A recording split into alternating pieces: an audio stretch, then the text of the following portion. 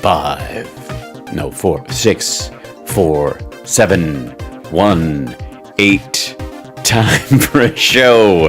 Hey, how you doing? As I clicked the audio on, there's a moment, it froze my software for a second. I was like, there was supposed to be a 5 there. And then, hi, how are you? Hello, everybody, welcome. And my goodness, the volume on this thing is turned up a bit. Hello, how are you today? Whew, I forgot to shut the door again. I did it again. I forgot to shut the door. And now I've shut the door. And it's not that I mind leaving the door open, or, you know, the fam is kind of used to it. The issue I have is that I don't want Murphy to go without a challenge.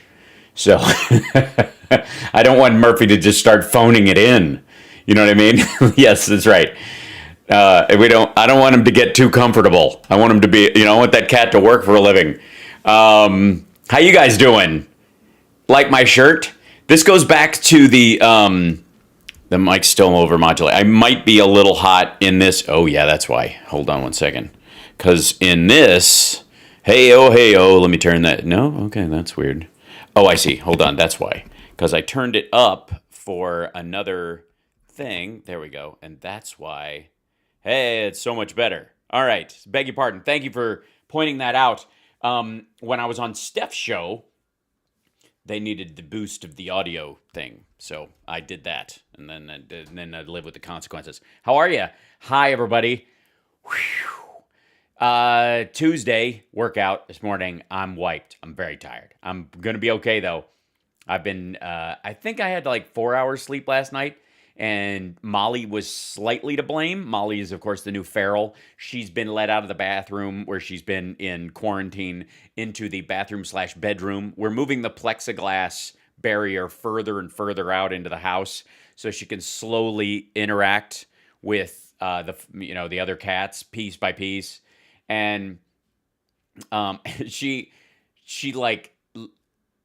taken to, in the middle of the night, coming up on the bed when I come to bed, and when I've been working all night till like 1, 2 in the morning, and she'll get up on the bed, and then she'll just kind of stare at Summer, who's completely unconscious. She's out cold. And she'll be like, when are you going to pet me? Aren't you petting me right now? And Summer's, of course, asleep. Thank you, Brian. Thank you, Steven. Thank you guys for the super chats, and welcome to the show. Sorry, I roll straight into just having to chat with you guys because I miss you. So she's now, in her quest to become the most adorable cat in the world, started moving towards me. She touches her head against mine, just like she's giving me her thoughts. This is our new albino feral, the little white girl. And, okay, sorry, louder volume. All right, we'll bring it up just a touch. Hopefully that's good. It's going to the red on the stream audio. So on my end, you may have turned it down and then you have to, or something. But yes, her name is Molly Hatchet. And anyways, Molly has now, like, I roll over, I start petting her, and I have to turn over so I can pet her. And then she just kind of drops into the spoon of my body and just kind of curls up and is brutally adorable. And it's great. Yes, it's a feline mind meld. It totally is. Yes. So overall, hopefully, sonically, we're back on track, and I'll move this guy around, and hopefully as it aims directly at my voice. Sometimes it just might be that I'm off mic. Hype Train on Twitch. Twitch.tv/HalSparks. Don't forget, you can cheer and help the show that way. And of course, everybody over on Facebook, you should have a slightly easier life because I found a way to operate the comment section so that you're not overrun with fake trolls. I don't mind the legit trolls. We just don't want the ones that are phoning it in. I mean, these... Where's their initiative? Why aren't they working for a living? Honestly. Yes.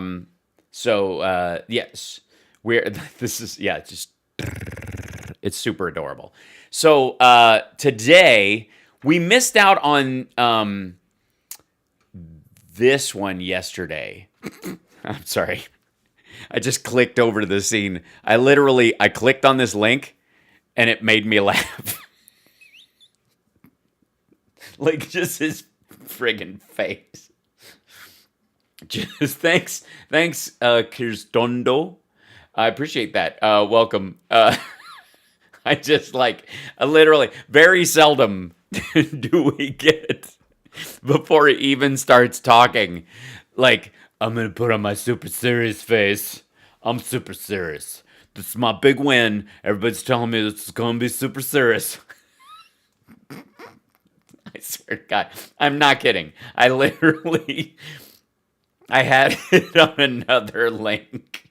And then when I switched it, and this is supposed to be, I know it looks like he's pissed. This is him supposed to be bragging about the vaccine, which he's like 5 years ahead of schedule. Like there's a friggin' schedule on scientific invention. And then Pence comes out and he's like, it would have taken other administrations 8 to 12 years to come up with something that science is only now capable of doing in a shorter period of time. This asshole, I said this on my Twitter, but Pence wants credit for being vice president in 2020 instead of 1920. It is the dumbest thing. It would have taken hundreds of years before people even discovered penicillin if it had been a different presidency. Shut the fuck. But look at this. Maybe if I concentrate real hard, I can make my hands as orange as my face. So, shall we? This one's a short one because, he's called another lid. If you'll all recall, he was mocking Biden for calling lids during the campaign. And now he has called more lids as, since the election than Biden and any other candidate and all the other candidates combined during the primary and campaign season, even when those candidates, including Biden, were calling lids so that they could have long meetings, like entire board meeting days, talking to staff about what they're going to do more on the campaign, but once they take over, what will be their strategy? They pre-vetting people. They know they're going to have to hit the ground running. They were meeting with like multiple governors about pandemic response.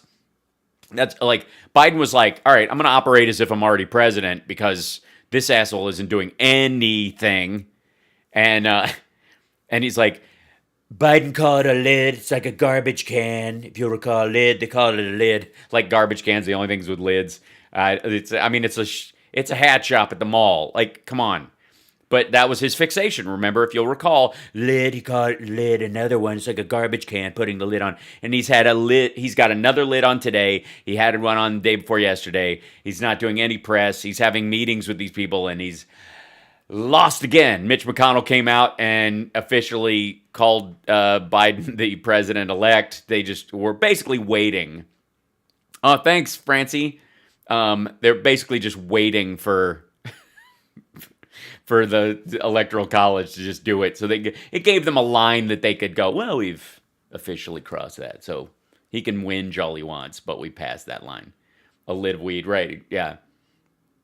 I have not seen Randy Rainbow's Christmas song. I have not. I have a thing against musicals. I like him. I respect him a lot, but musicals annoy me. With rare exception. It's just a thing.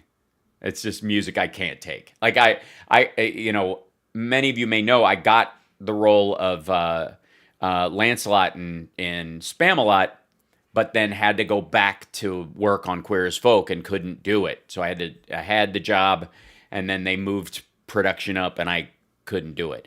And it's basically the only, maybe one of two musicals I would do. And I would only do, the other one is Rock of Ages, only because I would insist on singing the songs in their proper form, not the Broadway version of Don't Stop Believin', but the actual, you know what I mean?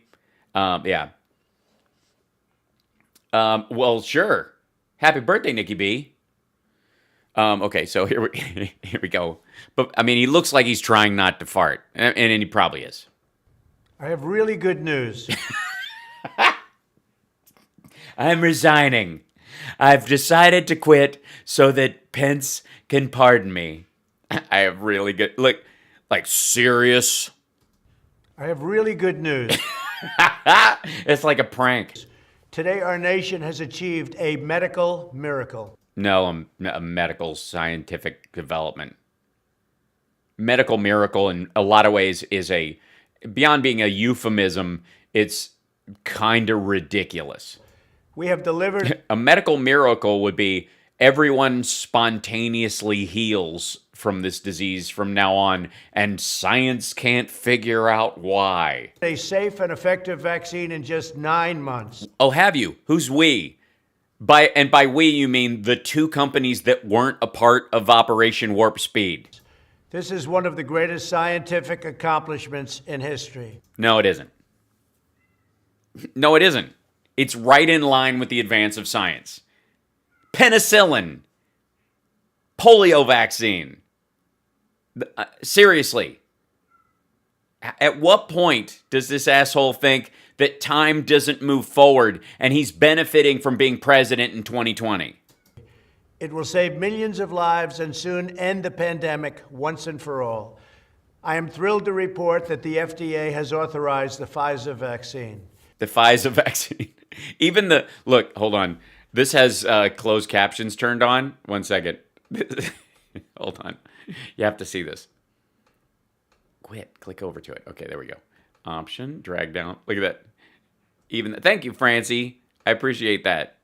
The Pfizer vaccine. It says Pfizer, F-I-S-A. The Pfizer. Yes, I have a Dutch accent. Isn't that weird? The Pfizer vaccine. This is what Carter Page needed, was the Pfizer vaccine. This is so stupid. We have given Pfizer and other companies. They did it again. We've given Pfizer and other companies like Moderna and Jonestown. A great deal of money. We've given them a great deal of money. Hoping this would be the outcome. Now that is fiscal conservatism at its best. Pfizer and other companies a great deal of money, hoping this would be the outcome, and it was. You do realize there's another version of this where like, we gave them a lot of money. Didn't work out so good. On behalf of the American people. Hype train! Level 4 hype train already happening on Twitch. Thank you guys. That's awesome. I'd like to thank all of the brilliant scientists, technicians, doctors, and workers who know probably half of what I know about. Q said it's a code word. No shit. What, Pfizer? Oh, and Pfizer? Jesus. Who made this all possible. Pfizer and Moderna have announced their vaccine is approximately 95% effective. And the standard, does anybody remember what the standard against placebo was for Operation Warp Speed? The companies that took place in it, that participated in Operation Warp Speed? Captain's log. Anybody remember? 50%, that's right. The standard set by the Trump White House and the task force was 50% effectiveness versus placebo, which is like 27% effective. 50, that's right. Yeah, that's right. No. 95% and 92% from the two companies that didn't participate. By the way, Johnson & Johnson's is going to come out any day now. It's one shot. I've heard it's one shot. It'll be here. Just hang on. Hang out. I'm waiting. Far exceeding expectations. Yes, far exceeding even the standards you guys set. And it's weird that they never participated. These vaccines are also very safe. You don't know that. You don't. I mean, we generally believe they are. They probably are more than likely. These vaccines are also safe according to tests. Have we had long-term testing? No, we haven't. Now, these are mRNA vaccines. They're a different standard than some of the others. They're, and the Moderna and Pfizer ones are both like extreme low temperature ones, which means they don't have things like mercury in them and stuff as a preservative because they die in 6 hours. They don't work in 6 hours after they've been thawed out and kept at room temperature. So they bring them to room temperature. They can last 6 hours, and then they don't. Then their efficacy goes out the window. They're useless. And so because of the nature of them, you don't have any of the, the necessary toxins as stabilizers, as preservatives, the Twinkie chemicals they usually put in some vaccines to make them last a long time. American citizens participated in clinical trials that were, as did everyone else all over the goddamn world. The first doses of this came from Belgium. far larger than normal and had no serious side effects. Some of them were quite funny, actually. The dedicated and independent experts Why'd you cut? Why'd you cut to a weird angle? What did you have to fix? at the FDA meticulously studied the results of the trials, and it has now They're Vaselining that lens for him, aren't they? Look at that. Look at that. There's no even detail in the hair. And this is the White House's video, by the way. passed the gold standard of safety. Through The bronze safety of standard. Operation Warp Speed, my Captain's log. administration provided a total of $14 billion to accelerate vaccine development and to manufacture all of the top candidates in advance. No, they paid for doses ahead of time from Moderna and from Pfizer. They didn't take any of the development money. This included a nearly $2 billion investment in Pfizer to Investment. produce 100 million doses To produce. Notice that? Notice the difference? The money they gave to the companies to develop this, and this should be something, by the way, that Republicans, in theory, would pounce on as far as being pro-business and what the government can do.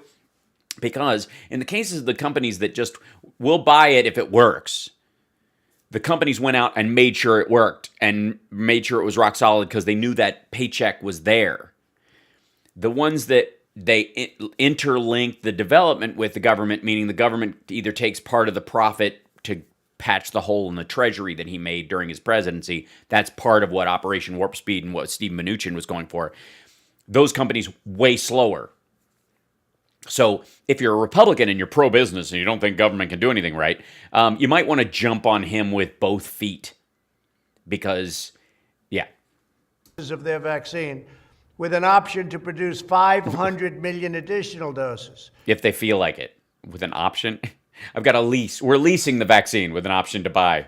And I'm proud to say that we have made sure that this vaccine will be free for all Americans. Will be available at no cost. It's not free. He just told us we gave him $2 billion. We just gave him $2 billion. It's taxpayer money. It's not free. Make the distinction. Say at no cost. Or no extra cost. Or no individual cost. It's not free. Through our partnership with FedEx and UPS, because we can't trust the post office because Louis DeJoy is slowing shit down and it'll rot in the transfer. we have already begun shipping the vaccine to every state and zip code in the country. Except New York. Fuck New York, because what have they done for the American? Well, just provide, 22% of the tax revenue of the entire country. Oh, yeah. The first vaccine will be administered in less than 24 hours. This was before, obviously. The governors decide where the vaccines will go in their state And in their citizens. and who will get them first. Yeah, we're not making any, we just let the governors do that because I trust the governors. Unless it's Brian Kemp, fuck that guy. We want our senior citizens, healthcare workers, and first responders to be first in line. But we're not going to do anything to guarantee that. This will quickly and dramatically But what did he just say? New Yorker, the states will pick who they're going to inject it with. We want them to, these people, but we're not going to do anything about that, even though it was a federal effort. We'll just let the governors go, you know what? Maybe everybody in the governor's mansion should be first in line. reduce deaths and hospitalizations. This will quickly and dramatically reduce deaths and hospitalizations. No, it won't. It will not quickly do that. It will eliminate a certain number of them from certain areas, but there's not enough doses to quickly lower the death and hospitalization rate because the disease is spreading faster than the vaccine possibly could. Don't be an asshole. When the China virus invaded Oh my God. And just when I told you not to be an asshole. our shores, I promised that we would It invaded our shores. Okay, so again, here we go. We were invaded. This was an invasion. We were attacked. China intentionally attacked us with a bioweapon, and this asshole's response was to sell them vegetables. Would produce a vaccine in All of our vegetables. record time And a lot of our beef. before the end of the year. They said it couldn't be done. No, they didn't said it couldn't be done without cutting safety standards, and that's exactly where we are. But with today's announcement, we have now achieved that goal. The United States is the first nation in the world to produce a verifiably safe and effective vaccine. That's because we only verify ours. And again, the first doses of this shit came from Belgium. They were made in a factory in Belgium. We have allies. We're not the only first world country. Today's achievement. Now, he made this like 2 days ago, but we were going to cover it. We never got around to it because he hasn't done anything else. He's living in his bunker. He's hiding. President Trump is running scared. He has done 3 public events, 2 technically, but the Army Navy game and Veterans Day where he laid the wreath, and that's it. He's been hiding the rest of the time. Is a reminder of America's unlimited potential. Well, it's limited, obviously, because the shit had to be made in Belgium. When we have the will and the courage to pursue ambitious goals. That's what it is. We just haven't been ambitious enough. That's why it took us so long to fix AIDS. It was a lack of ambition. It has nothing to do with the fact that the disease came above the radar in 1982 and spread across the entire globe as they tried to, and there weren't even personal computers or smartphones and connectivity, and people were still, it was pre-fax. That wasn't why. It was a lack of ambition. This basically like baby boomers and Gen X were just kind of lazy. It's all these millennial scientists. Never mind that the couple that came up with this are, mixed race German couple. But okay. As I've said from the beginning, a vaccine will vanquish the virus. Vanquish. Okay, vanquish the virus. I've said since the beginning, a vaccine will vanquish the virus very, very vociferously. And return life back to normal. Yes, it will. That's right. We'll get a vaccine, and then Biden will be president, and you will be a weird memory that we all went, Jesus Christ. Remember when Trump was president? Kids, you have no idea what life was like. All these sensible people running for office. The pandemic may have begun in China, but we are ending it right here in America. / Belgium. Operation Warp Speed is the Captain's log. greatest medical manufacturing endeavor in American history. No, it isn't. No, it isn't. No, it isn't. When polio was ravaging the country, when tuberculosis was wiping people out left and right, when the Spanish flu happened, people didn't have deep freezers in hospitals. They didn't have, county hospitals didn't even have ventilators in them. They didn't exist yet. Stop pretending, you can't, if you're born on the moon, you can't pretend you're an astronaut. All right. We are deeply grateful to every person who has worked round the clock on this monumental national project to save lives. You're welcome. That's what I've been doing, trying to keep everybody sane and, spiritually whole and laughing during this crazy time so that when they emerge from it, they still have their hope and they're driven to, create more and interact with other people and all that kind of stuff. That's what I'm doing. That's what I'm here. That's what I'm here for. I'm here for you guys.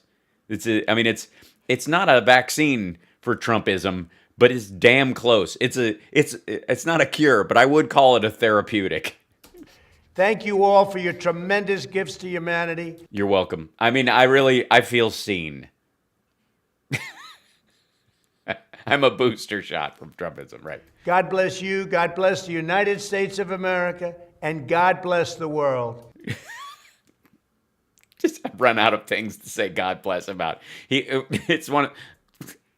Seriously? God bless you, God bless the I didn't sneeze, but I appreciate it. United States of America, and God bless the world. Thank you. God bless the world. God bless us, everyone. God bless us. God bless us. God bless everyone. Thank you, Tiny Trump. Thank you, Tiny Hands. He's never spoken before. God bless us. God bless you. God bless them. By the way, while we're on God Bless the World, can we just say a couple things? This is awesome. I got to shrink this down so you can see it. 1 second. There you go. Trump antagonizes Republicans with Georgia fundraising ploy. Oh, does he now? Please go on. Emails and texts raising cash for Trump's PAC have rankled, I love that word, rankled Republicans. Oh, that's my favorite kind of Republican. People who have been previously rankled, who want cash to flow directly to Georgia's endangered GOP senators. Besides the insider trading, you mean? Oh, I mean, both of them are rich. Why don't they just funnel money to their own goddamn campaigns? President Trump couldn't make it clearer. He needs his supporters to fork over cash for the all-important Georgia state runoff elections. We must increase our bust. No, we must defend Georgia from the Dems! Exclamation point. He wrote in one recent text message, I need you to secure a win in Georgia, he said in another, help us win both Senate races in Georgia and stop socialist Dems, he pleaded a few days later. The Mom Show, thank you guys so much. Happy holidays to you. Merry Christmas and Happy Hanukkah to everybody, and Happy Kwanzaa if that's your thing, or Festivus, whatever you prefer. The reality is, and we remember around here that regardless of your religious beliefs or lack thereof, Christmas is a forgiveness holiday. That's what it's for. And you learn to forgive everybody else in your family for all the crap you put up with over Thanksgiving and stuff. You share a meal with them, they get angry, and then Christmas you still buy them a gift because they're family and friends and the like. There we go. So, there's just one hitch. Trump's new political machine is pocketing most of the dough. You don't say. What a strange experience. Who would have thought? My goodness. And the campaigns of the Georgia senators competing in the January 5th races aren't getting a cent. Now, perhaps you could find this upsetting. However, I don't. Now, again, you guys know what a stickler I am about voting, and I absolutely encourage everyone to vote. Vote for who you believe is most aligned with your values that actually has a chance of winning. That's what grown-ups do. That's what I do, and it's worked out pretty well so far. Now, when you vary out of that, that's when you get in big trouble. Meanwhile, while I do not believe in any voter shenanigans, if they say the wrong date, I'm not going to reinforce that. I'm going to go, Democrats all vote on November 3rd, but don't forget, Republicans vote on the 7th. Like, if they screw that up, I'll make fun of them for doing it, but I'll never encourage the lie or the grift. I'm not going to do it. I just can't. I'm not going to bring myself to. I refuse to. Everyone, I view voting as a sacred right, and I'm not going to, play footsie with disenfranchising even people that I disagree with. Set a standard you intend to live up to. But when it comes up to fundraising, I'm all in on the shenanigans because that's voluntary and it's not a right. You get me? That's something you don't have to do. Your vote's in the Constitution. Giving to a particular candidate is your option, and I will screw with your options all day long. So this one's kind of fantastic. Trump's aggressive fundraising blitz appears to be devoted to helping the party defend Georgia's 2 Senate seats, and then with them the Senate majority. But the fine print shows that most of the proceeds are going towards Trump's newly launched PAC, which is I think called the Victory PAC or some shit. Yeah, which he plans to use to fund his future political activities, mainly his television network. Only a fraction is going to the the RNC, which is investing $20 million into the runoffs, of which Trump's donors will probably contribute about $87 and change. Oh, yeah. A stampede of political figures from both parties are emailing their donors with links to donate directly to Georgia candidates, but the president is not among them. Trump's fundraising ploy is rankled. Again, there's that word. He loves that word. Senior Republicans who worry small dollar donations are being redirected away from the runoffs. Indeed, they are. The national, you know what? You know where small dollars were also redirected away from? The ability to invest in companies with full knowledge of the contracts that they're going to be getting, unlike the ones that Purdue and Loeffler invested in. See where I'm going with that? Yeah. So the predicament has intensified. Oh, it's a predicament is now. Is it? Oh, what a pickle. We're in such a pickle. My goodness. What a predicament we found ourselves in. How did this ever happen? Let me guess. You backed this toady the entire time and you lived with his grift and now it's biting you in the ass? Thank you, Aggie. Bless you for that. Thanks very much. The predicament. Oh. Has intensified broader concerns within the GOP that Trump will use his post-presidency to advance his own interests at the expense of the party. Wherever did you get that idea? Trump, I don't know why I'm doing old Disney cartoon voices. Trump has spent the last few weeks battering a pair of Republican governors who haven't backed up his claims that the presidency is being stolen from him. Now, you watch. What do you think the chances are that he's not going to be interested in really winning the Senate? Or if they do, they go, he's going to throw in something like, we need to take back the Senate and we need to vote for a new Senate majority leader because Mitch McConnell, see if he attacks Mitch McConnell for officially declaring, as far as he's concerned, Biden the president-elect. What do you think the chances of that are? Fairly high. Nobody wants a Charlie in the box. Oh, yeah, that's right, Edwin. Let's see. And he has talked up a potential 2024 comeback bid, freezing the field of would-be future Republican presidential hopeful. Yeah, and I don't think so. I think Kasich and Mitt Romney are going to make another run at it. Thanks, April. The reality is Donald Trump does not care about the future of the Republican Party, so if he can raise money off Georgia runoffs, but keep the money for his own purposes, he will do so, said Doug High, a veteran GOP strategist. And to that I say, tough noogies. And too bad, so sad. Now, speaking of so sad, Melania read Christmas stories to children, which I think is normally part of what they do for Halloween. But in this case, check this out. It's relatively short as well. We wish you a Merry Christmas. We wish you a Merry Christmas. Doobie-doobie. I'm going to sit still and I will sit down and you go all sad. What did she just say to that poor child? Look at this. It's like an episode. It's like a school rendition of Annabelle. But well, yeah, right before she walked out, she's like, "And don't remember, Facty Christmas." Look at this. Looks like she goes, "And don't forget, there's no Santa Claus." That's right. You're getting a lump of coal.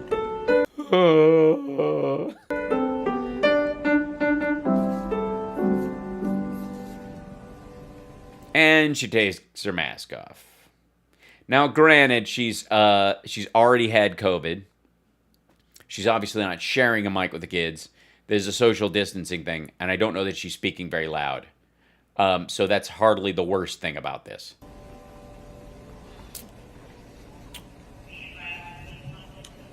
Good afternoon, everyone. I'm already afraid. I'm honest to God.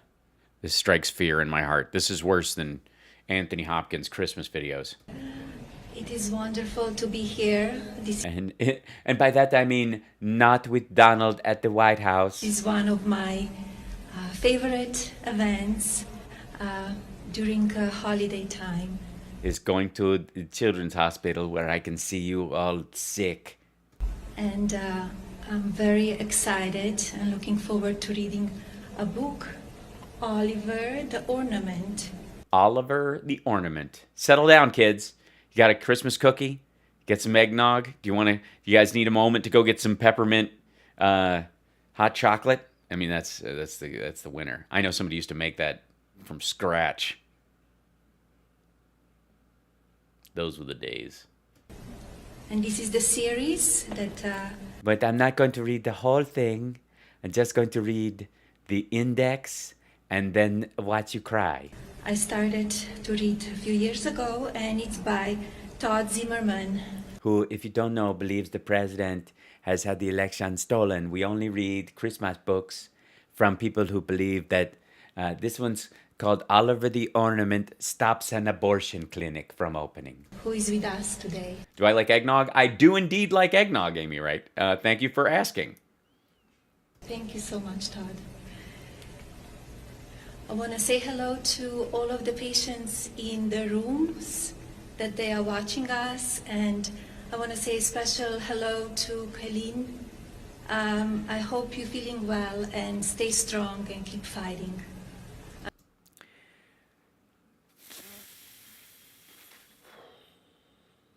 hope you're feeling well. She's in a hospital, doing well. I'm sending you much love. I'm thinking of you all. You can't stop lying. Used to guzzle eggnog like a fiend.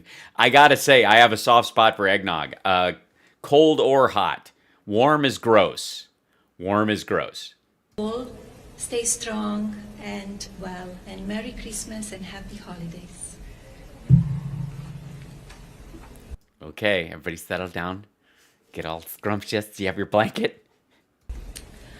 Oliver the Ornament meets Marley and Joan. Uh-oh, sorry. I've got to, they're calling me right now at another, the fuck Christmas party was moved. And Abby. Skip that part. You're not going to like that anyways. The Nelson family was filled with the Christmas spirit as The Nelson family always, Charles Nelson, everybody. they continue decorating Helter Skelter. their house and sharing in their special holiday traditions. Henry and Holly had invited their friends Wait a minute. The Nelsons name all their kids with the same letter? What do they think they are? Our cats? Stephen and Rudy to join the festivities. Stephen and Rudy. That's nice of them. I'm gonna guess that Stephen and Rudy aren't the same color as the Nelson kids in the story. Look what I found, Rudy. Don't watch yourself, kids. Do not. No Photoshop. Remember this? It's Christmas. Mom asked Rudy as she unwrapped Nora the menorah. I sure do, replied Rudy. That was really nice of you to get her for me. Well, it was all Holly's idea, Mom added, as she placed Nora on the table. There she is. I was right. There we go. Stephen and Rudy don't look like Henry and Holly. I'm just saying, yeah, boy. That was the same year grandparents gave you Marley and Joan and Abby. Remember, Oliver? Why don't you What do you, did they name every decoration? It's Nathan Nativity. Hello, kids. Shit, my goat fell off. tell us Where's the lamb? I got hit by a car. My lamb got... about it? So Holly began. Remember, I was getting my tonsils out. It was We had a hard time naming them. right before Christmas, and the grandparents and grandma and grandpa came to Wait, all of them? visit me in the hospital. First, grandma and grandpa Z came in and gave Why don't they give their full names? Are they in witness relocation? We only know them by one letter. me Marley and Joan. They told me that these angels would look out for me. And that's what we have done ever since, Holly, chimed in Marley and Joan from the top of the tree. Oh, the ornaments are all talking.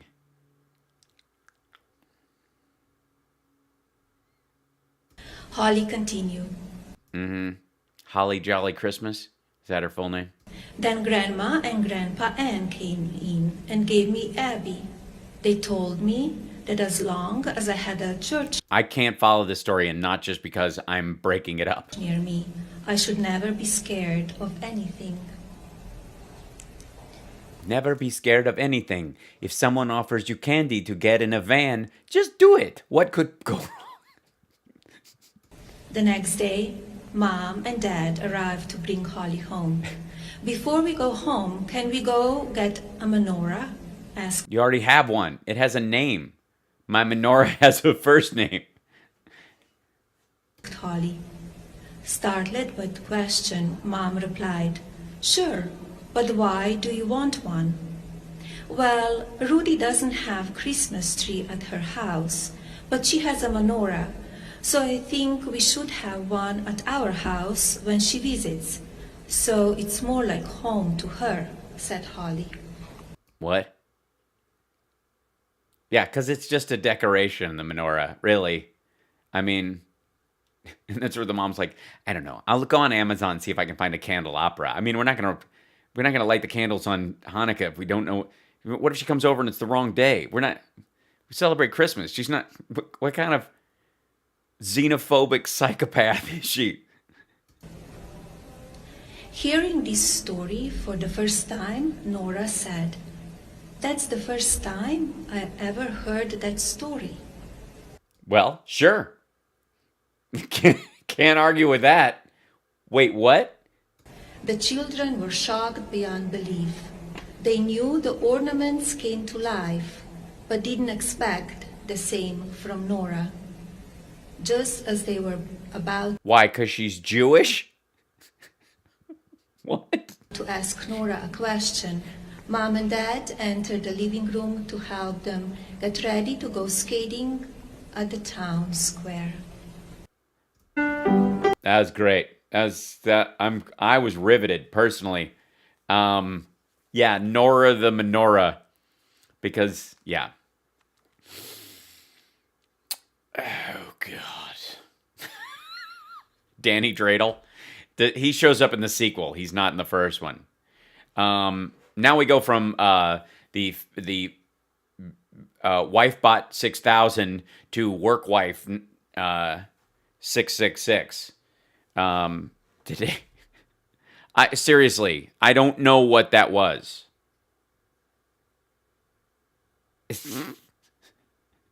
Kenny Kwanzaa. That was yeah, Kenny Kwanzaa. That's something that Rudy brings over apparently. What was that? Apparently, it's something she looks forward to every year. Boy. Right. And I'm not doing the whole thing. That was just the piece that they had on there. You can watch the whole thing if you want to. I don't want to spoil the ending for you. You can watch it on Christmas. If everybody, if you have a good, fuck the Christmas plans. And off we go to Kayleigh McEnany, which is the closest to Trump, actually speaking in public. She's got her cross out today, but her shoulders covered. We need. Are there any cues in the audience that can tell us the code on that? Did somebody just fall down a flight of stairs? Hello, everyone. Hi. Good afternoon. Yesterday, the United States witnessed a medical miracle. No, a medical advance. The first doses of a COVID vaccine were administered to frontline workers across the country. The president promised a safe and effective vaccine in record time, and President Trump delivered. Earlier this year, we heard from several Moderna and Pfizer did, and he can't even pronounce them right. So news outlets and so-called fact checks that President Trump would need, quote, a miracle to be right. That was an NBC News article. Yeah, all of the warp speed companies won't be ready until next year. They're not going to announce in the next week. They won't get clearance until afterwards. You won't be able to reach people until as much as May or June next year. That's what everybody's talking about. You're drunk. We were told, according to Healthline. Why is her nose so brown? I think it's because, quite frankly, I really do think this, because a couple times she's come out and it's been distinctly a different color. It's because I think she wears a mask, because she's got a little one at home. There was, talk about her wearing a mask. Now, I don't know why now, because I think she supposedly had it, right? Quote, a vaccine will still take more than a year to develop. USA Today warned us. Yeah, you cut out 3 months out of the safety features. That, quote, despite medical researchers' progress, the vaccine, quote, was more than a year away. And National Geographic even told us that Friggin' National Geographic. achieving a vaccine within, quote, a year to 18 months would be absolutely unprecedented. Well, yeah, it would be unprecedented. Mainly because we didn't have electron microscopes when polio was around. End quote. These reports deserve their own fact check. False. That's not a fact check. That's a prediction. It turned out that by skipping that step, you were able to get it out sooner. You still don't know the safety and efficacy or how long it will last. You don't, because you didn't check, because you skipped that part. If you did all the right steps, it would take about that long. President Trump has not only been the optimist, hopeful to achieve a vaccine by year's end, He's also been completely insane. has also been a leader. Through How? Oh, right, when he said there were only 15 cases and one person was sick and it was an old lady. proper Operation Warp Speed, President Captain's log. Trump, the businessman, and the president, as the innovator, has succeeded. The innovator. He was calling up Pfizer late in the night. Guys, I have a great idea. Try mRNA. I know you normally go with, standard expelled antibody viruses, that kind of but I think if you really would look into mRNA, that might be the ticket. I'm an innovator. I know more about disease than you do. Bye, click. President Trump directed military logistics experts at the Department of Defense to partner with health experts at Health and Human Services to ensure prompt delivery. Wait a minute. Segments of the government work together? When did that shit start? Of vaccines and equipment.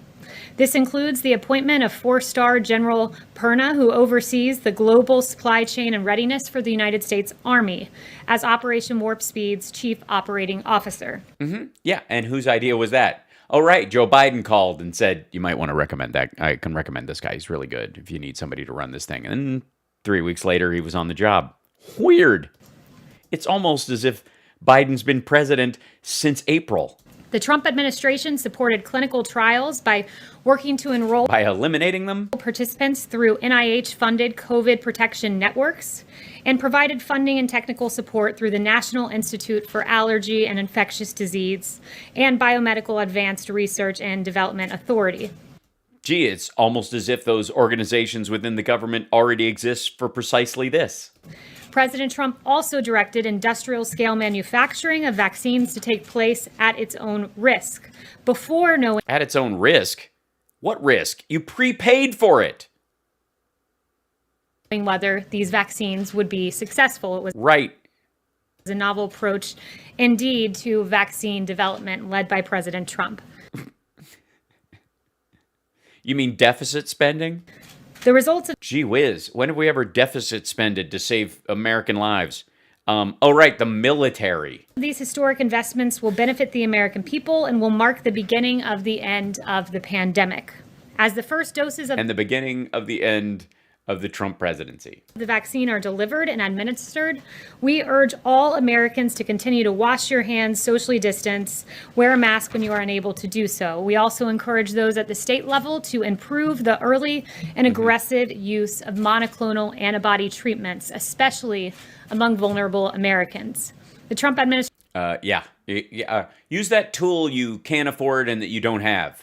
led the way, approving monoclonal antibody treatments for outpatient use, issuing 2 emergency use authorizations in November.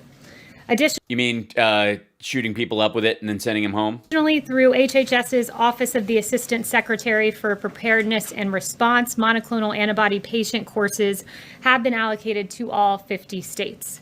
Together, these steps can play a significant role changing the course of the virus. Thank you to President Trump, and with that, I will take questions. Thank you to President Trump. Thank you, President Trump, for even understanding how, viral load versus mRNA versus wearing masks and social distancing and all those aspects, and scientifically how they all click together, and kind of creating his own, I don't know, like Hellraiser box that could kind of use as a puzzle to fit it all together. Only he could innovate only he could make his presidency exist before the 60s. Or, after the 60s, before... all right. Ben. Never mind. Kelly, now that the Electoral College has voted, does the president acknowledge that Joe Biden is the president-elect? Does he have any plans to invite him here to the White House?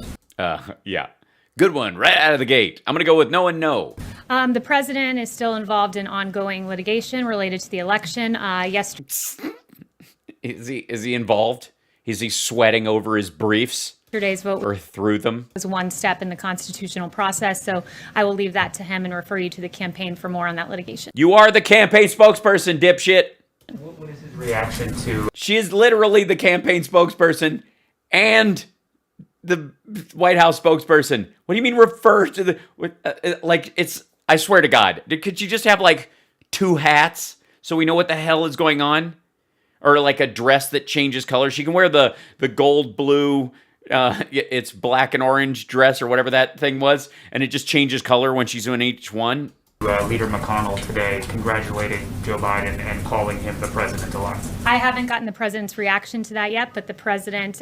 But I heard it through a wall, and it sounded a lot like shitting and screaming, which is how he normally communicates. I really couldn't tell you anything. You'll have to talk to the campaign. What? I don't know. Somebody from the campaign was just saying something to me. I would like to answer that question. He can't answer right now. He's like, again, is pursuing ongoing litigation. Would refer you to the campaign for further.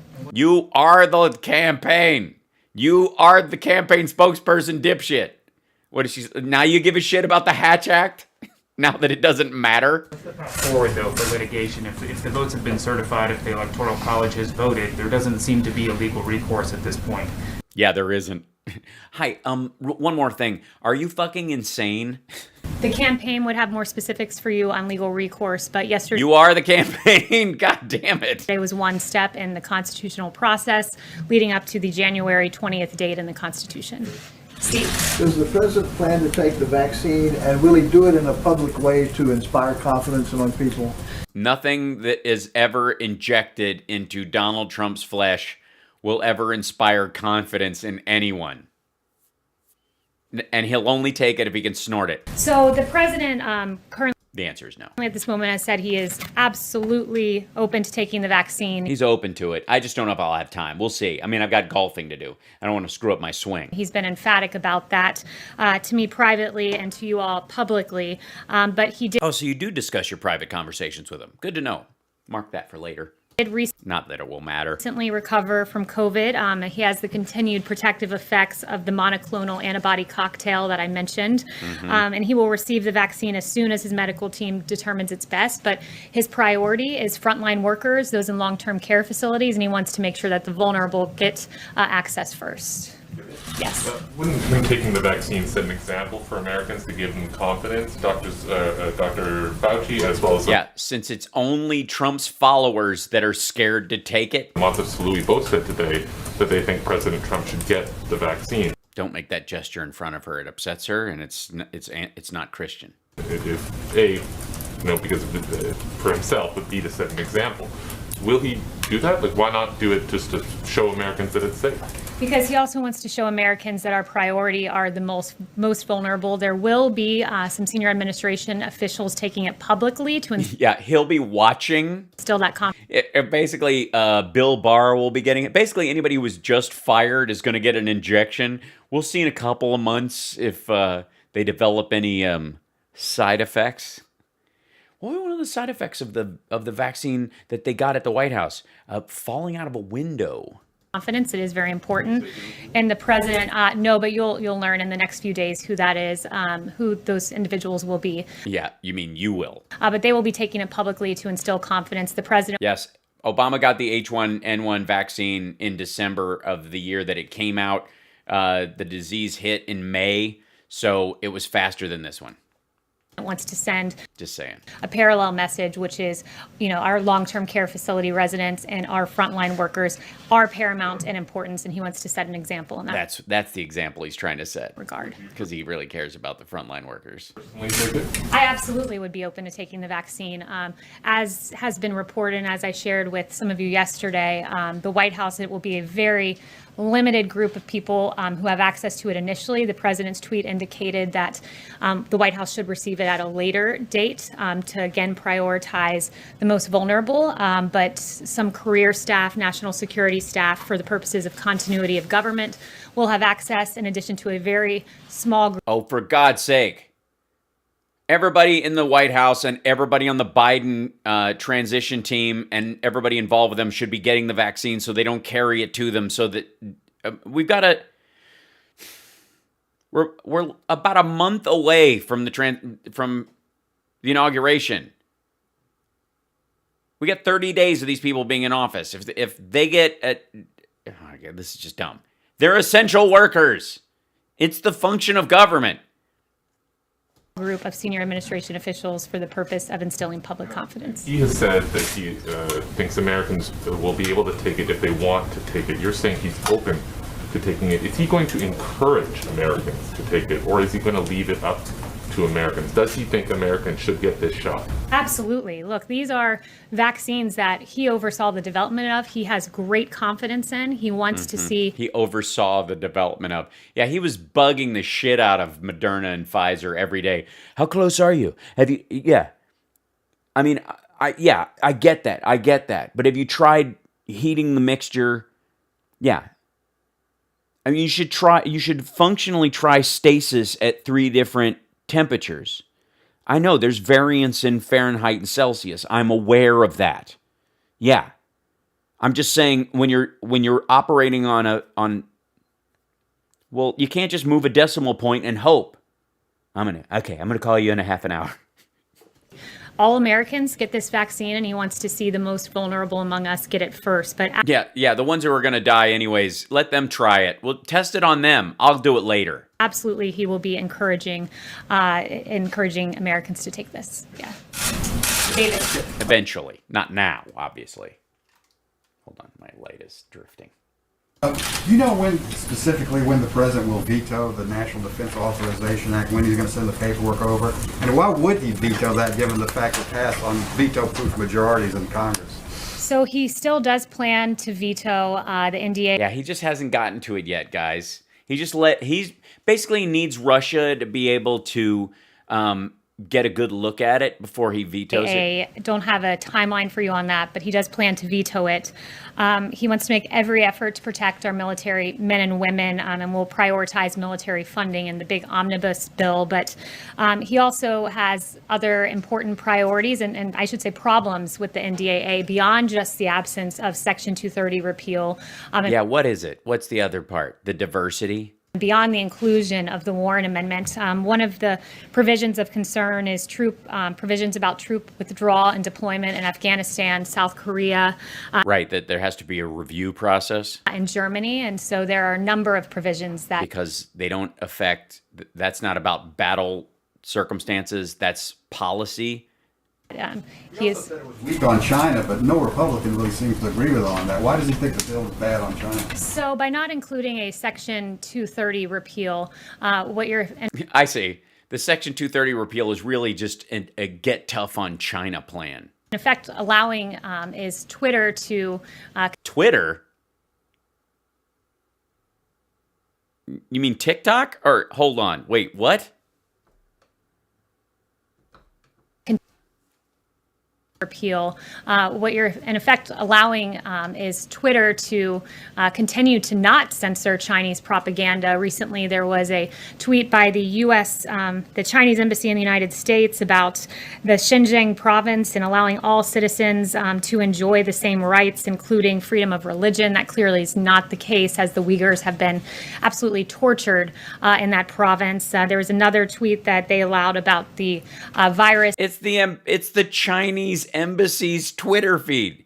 You don't trust the American people to be able to look at that and go, I don't know. I take that with a grain of salt.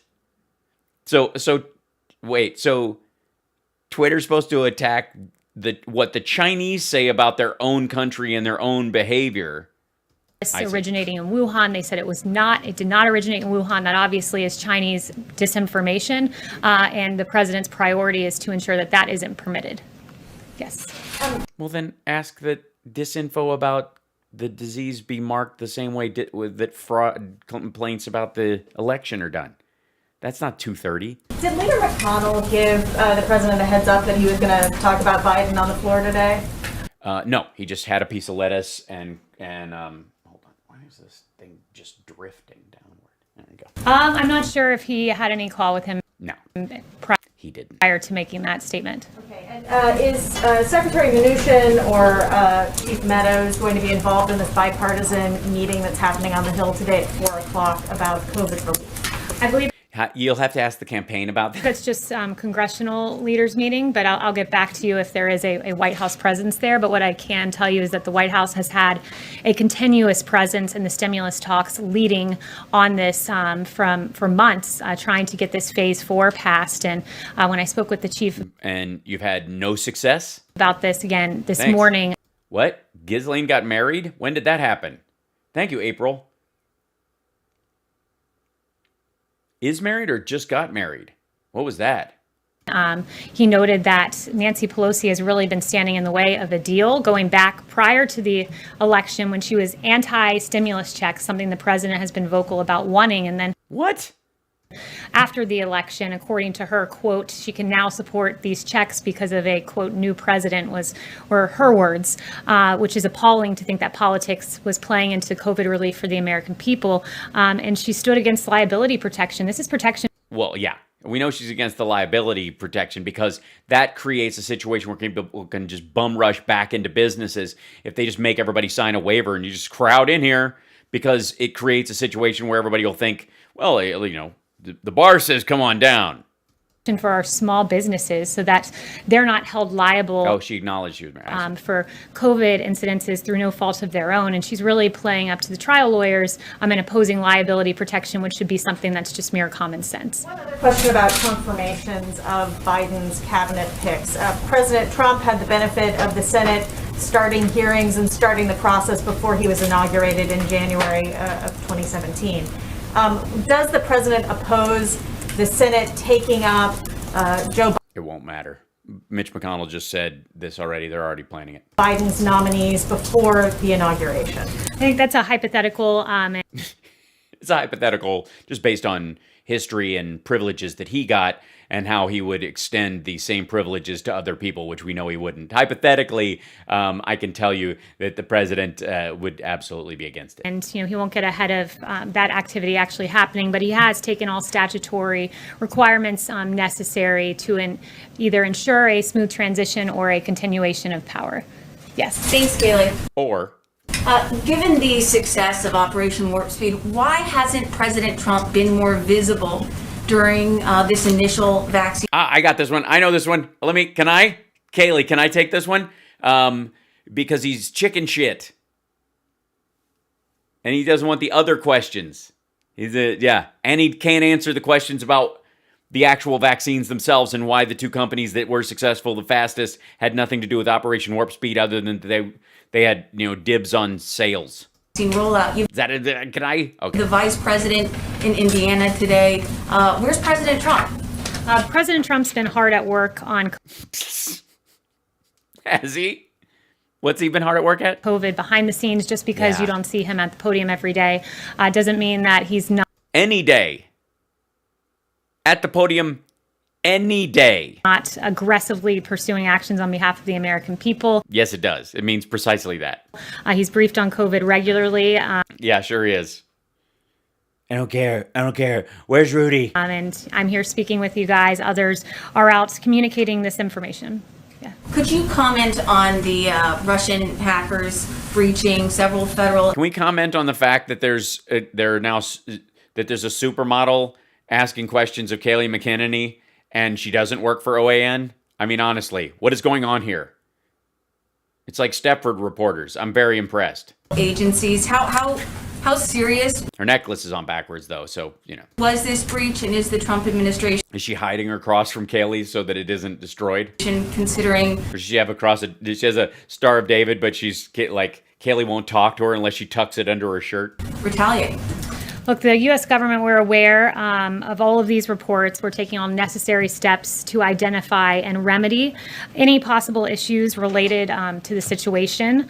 As one step in that process, CISA has issued an emergency directive on Sunday night for all federal civilian agencies to review their networks for indicators of compromise and disconnect. Or Yeah, no, you know, we've sent out an order to close the doors right after the horses have left the barn. I think what more could you ask of any leader? to power down SolarWinds Orion products immediately. So Orion. we are taking a hard look on this and obviously take any sort of cyber hacks very seriously. Yeah, but not enough to sanction Russia more or sever ties or even pick up the phone and say anything but nice things to Vladimir Putin. And just one more question on Russia. Since Russian President Vladimir Putin has congratulated President-elect Joe Biden. Yeah, that's why he let them attack our infrastructure. Duh. Any comment on that from the Russian president? Nope. No comment on that. I'll leave it to the president to react to that. Yeah, Into totally. President Trump? Not that I'm aware of. No. Let's see. David. Does the president intend to run for election in 2024, and would you like to be part of that campaign? I will leave that to the president, but he's still pursuing ongoing litigation at the moment. Yeah, you're going to have to talk to somebody from the campaign. I am somebody from the campaign. You'll have to talk to somebody else from the campaign, although I'm the only spokesperson because everyone else has quit because they know it's over. But I can't confirm that at this time because I'm currently working for the administration. And the president is still president, and he will be president until he resigns so that Mike Pence can pardon him. Okay. This election. Yes. Todd. Thanks. President Trump supported the Texas lawsuit at the Supreme Court, and a lawsuit that President-elect Biden called an assault on democracy. How is it not anti-democratic to try to nullify 20 million votes? I think pursuing legitimate litigation through the judicial system is in no way assaulting democracy. And yeah, no one's talking about that. They're talking about this case. In fact, it's using Democrat institutions in the manner they are to be used. Democratic, you mean? To pursue. Unless you think the courts are Democrat-run. Pursue legitimate claims with sworn affidavits. Sworn affidavits. Boy. Can we go through more of those? How about all the ones that have women in them, but they're defined as male and all right. And additional evidence. But Benny Loco, hi. But I do think what is an assault on democracy are the 4 investigations into President Trump over Russia collusion that turned up nothing. I mean, Mueller. They turned up a lot of things. And the only reason that they didn't turn up more is because we now know that Rod Rosenstein stopped them from looking into Trump's financial ties, which are the root of the entire leverage that Russia has on him. You had 19 lawyers, 40 FBI agents, 2,800 subpoenas, and a partridge in a bird. 500 search warrants, millions of taxpayer dollars. And because of things that were seized by the Mueller team, they actually turned a profit. Find no collusion, and the investigation into President Trump began far before he was even. Yes, 50 plus indictments, many people in jail. Why did he have to? What would he have to pardon Mike Flynn about if elected president of the United States? And his intel briefings in the transition period were even weaponized against him. An insurance policy from Peter Strzok was put in place against this president prior to him being elected. That is what is an assault on democracy. Blake. Thanks, Kaylee. I want to ask you about COVID relief negotiations, but just to hone down on what was asked about the vaccine. Yes or no, we should expect to see President Trump take a coronavirus vaccine before January 20th and do so on camera. He will take it when health experts and his White House doctor ask him to do so and says it's the appropriate time. He is very open to taking this, but also wants to prioritize our frontline workers. Since you brought up the vaccine, before you get to your next question, one thing I do want to make clear is that there are 2.9 million doses of the Pfizer vaccine that have gone out. In 21 days, there will be an additional 2.9 million of those doses because, of course, the Pfizer vaccine is 2 doses, so 1 treatment. 2.9 single treatments over 2 doses. 2 doses. So, but please call them 6 million. And there are going to be rolling updates and shipments. 50% of them will go out to half the people that will get them, and that means twice as many people have actually gotten it already, if you really think about it. That's Maganomics. Of the vaccines, of course, we've secured millions in advance. And those millions. Friday, there will be 4 million Pfizer vaccines going out. We are hopeful that Moderna gets approved. The FDA said that the data looks good. We're waiting for that EUA. So hopefully there will be that EUA and then an additional 6 million Moderna doses out next week. So 10 million doses out next week. And I want to emphasize, just stepping back from a macro perspective, because it is so impressive what this president did, making these agreements in advance. And he's with other people's money to pay for it before it even works, with every possible pharmaceutical company that it exists in the United States that's capable of producing them, that we paid them all ahead of time in case any of them come to get it. Secured not just tens of millions of doses, but in fact hundreds of millions. There's the 100 million with Pfizer. They're not concerned about that. They know eventually that these companies, which are all competing for, basically a financial leg up and the trust dividend that goes with having come up with a good COVID vaccine, because ultimately, because you got the COVID vaccine from Pfizer and it may or may not have saved your life in your estimation, you might lean towards some of the drugs that they are also selling in the future. It's a giant marketing campaign that the government paid for ultimately. And there's nothing wrong with that, except that there is. But beyond that, it's the single dose we're talking about. Will the president get a shot on camera so his stupid ass followers who aren't going to take it and are going to continue to endanger everyone's lives start to shut up and take the actual vaccine because it works? 100 million. The answer is no, by the way. And with Moderna, we've secured another 100 million. Thanks, Pamela. The Thug 45 math is very difficult. It makes me dizzy. And from Moderna, we're hopeful that we will get an additional 100 million from Pfizer. I think we will. Yeah, you think so? And then Johnson & Johnson is nearing the end of its phase 3 clinical trial. That's another 100 million doses secured, with hundreds of millions. You've pre-bought. Pre-bought's what she means by secured. Millions doses more if needed. And then if they work. AstraZeneca, which is in phase 3 clinical trial, 300 million doses secured. So it's a really impressive achievement what this president has done. So let me get this straight. Listen to what she just said. See if you spot what I spotted. Is nearing the end of its phase 3 clinical trial. That's another 100 million doses. 100 million doses of Johnson & Johnson. Secured. Secured. Meaning we prepaid for 100 million doses. Hundreds of millions doses more if needed. And then AstraZeneca, which is in phase 3 clinical trial. In phase 3, haven't finished their phase 3. They're in phase 3. Normal arc of time. They're in phase 3. 300 million doses. 300 million doses secured. The two companies that actually came out with them the fastest and that have secured them the most, how many versions have we got of those? 10 million of each. We prepaid. What? So we gave more money to the other companies. They're producing larger amounts eventually if their stuff passes, and they haven't yet. But all right. Secured. So it's a really impressive achievement what this president has done. But what's your next question? Negotiations. Your question was, is he going to take any of them on camera before January 20th while he's still president? Because nobody gives a rat's ass whether this jerk-off takes the vaccine after he's no longer president. Because his own people aren't going to buy it. He'll get, just give me saline solution. We'll just shoot this. It's just television. Meeting this afternoon, the Big Four. They already think that all these nurses are getting a saline solution, that it's fake. Or up on the Hill, we're told, by the way, that Secretary Mnuchin will be there.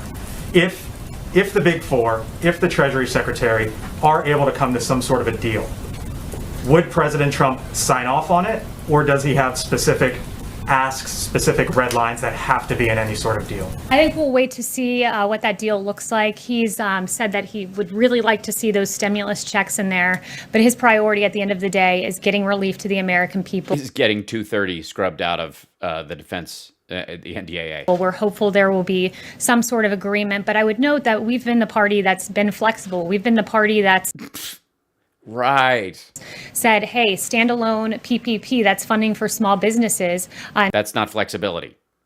That's excising one element and not taking care of the rest because you're too rigid that you'll only choose one piece of it. And funding for businesses generally to go to pay their employees. We've had a standalone bill that we supported there. We had a standalone...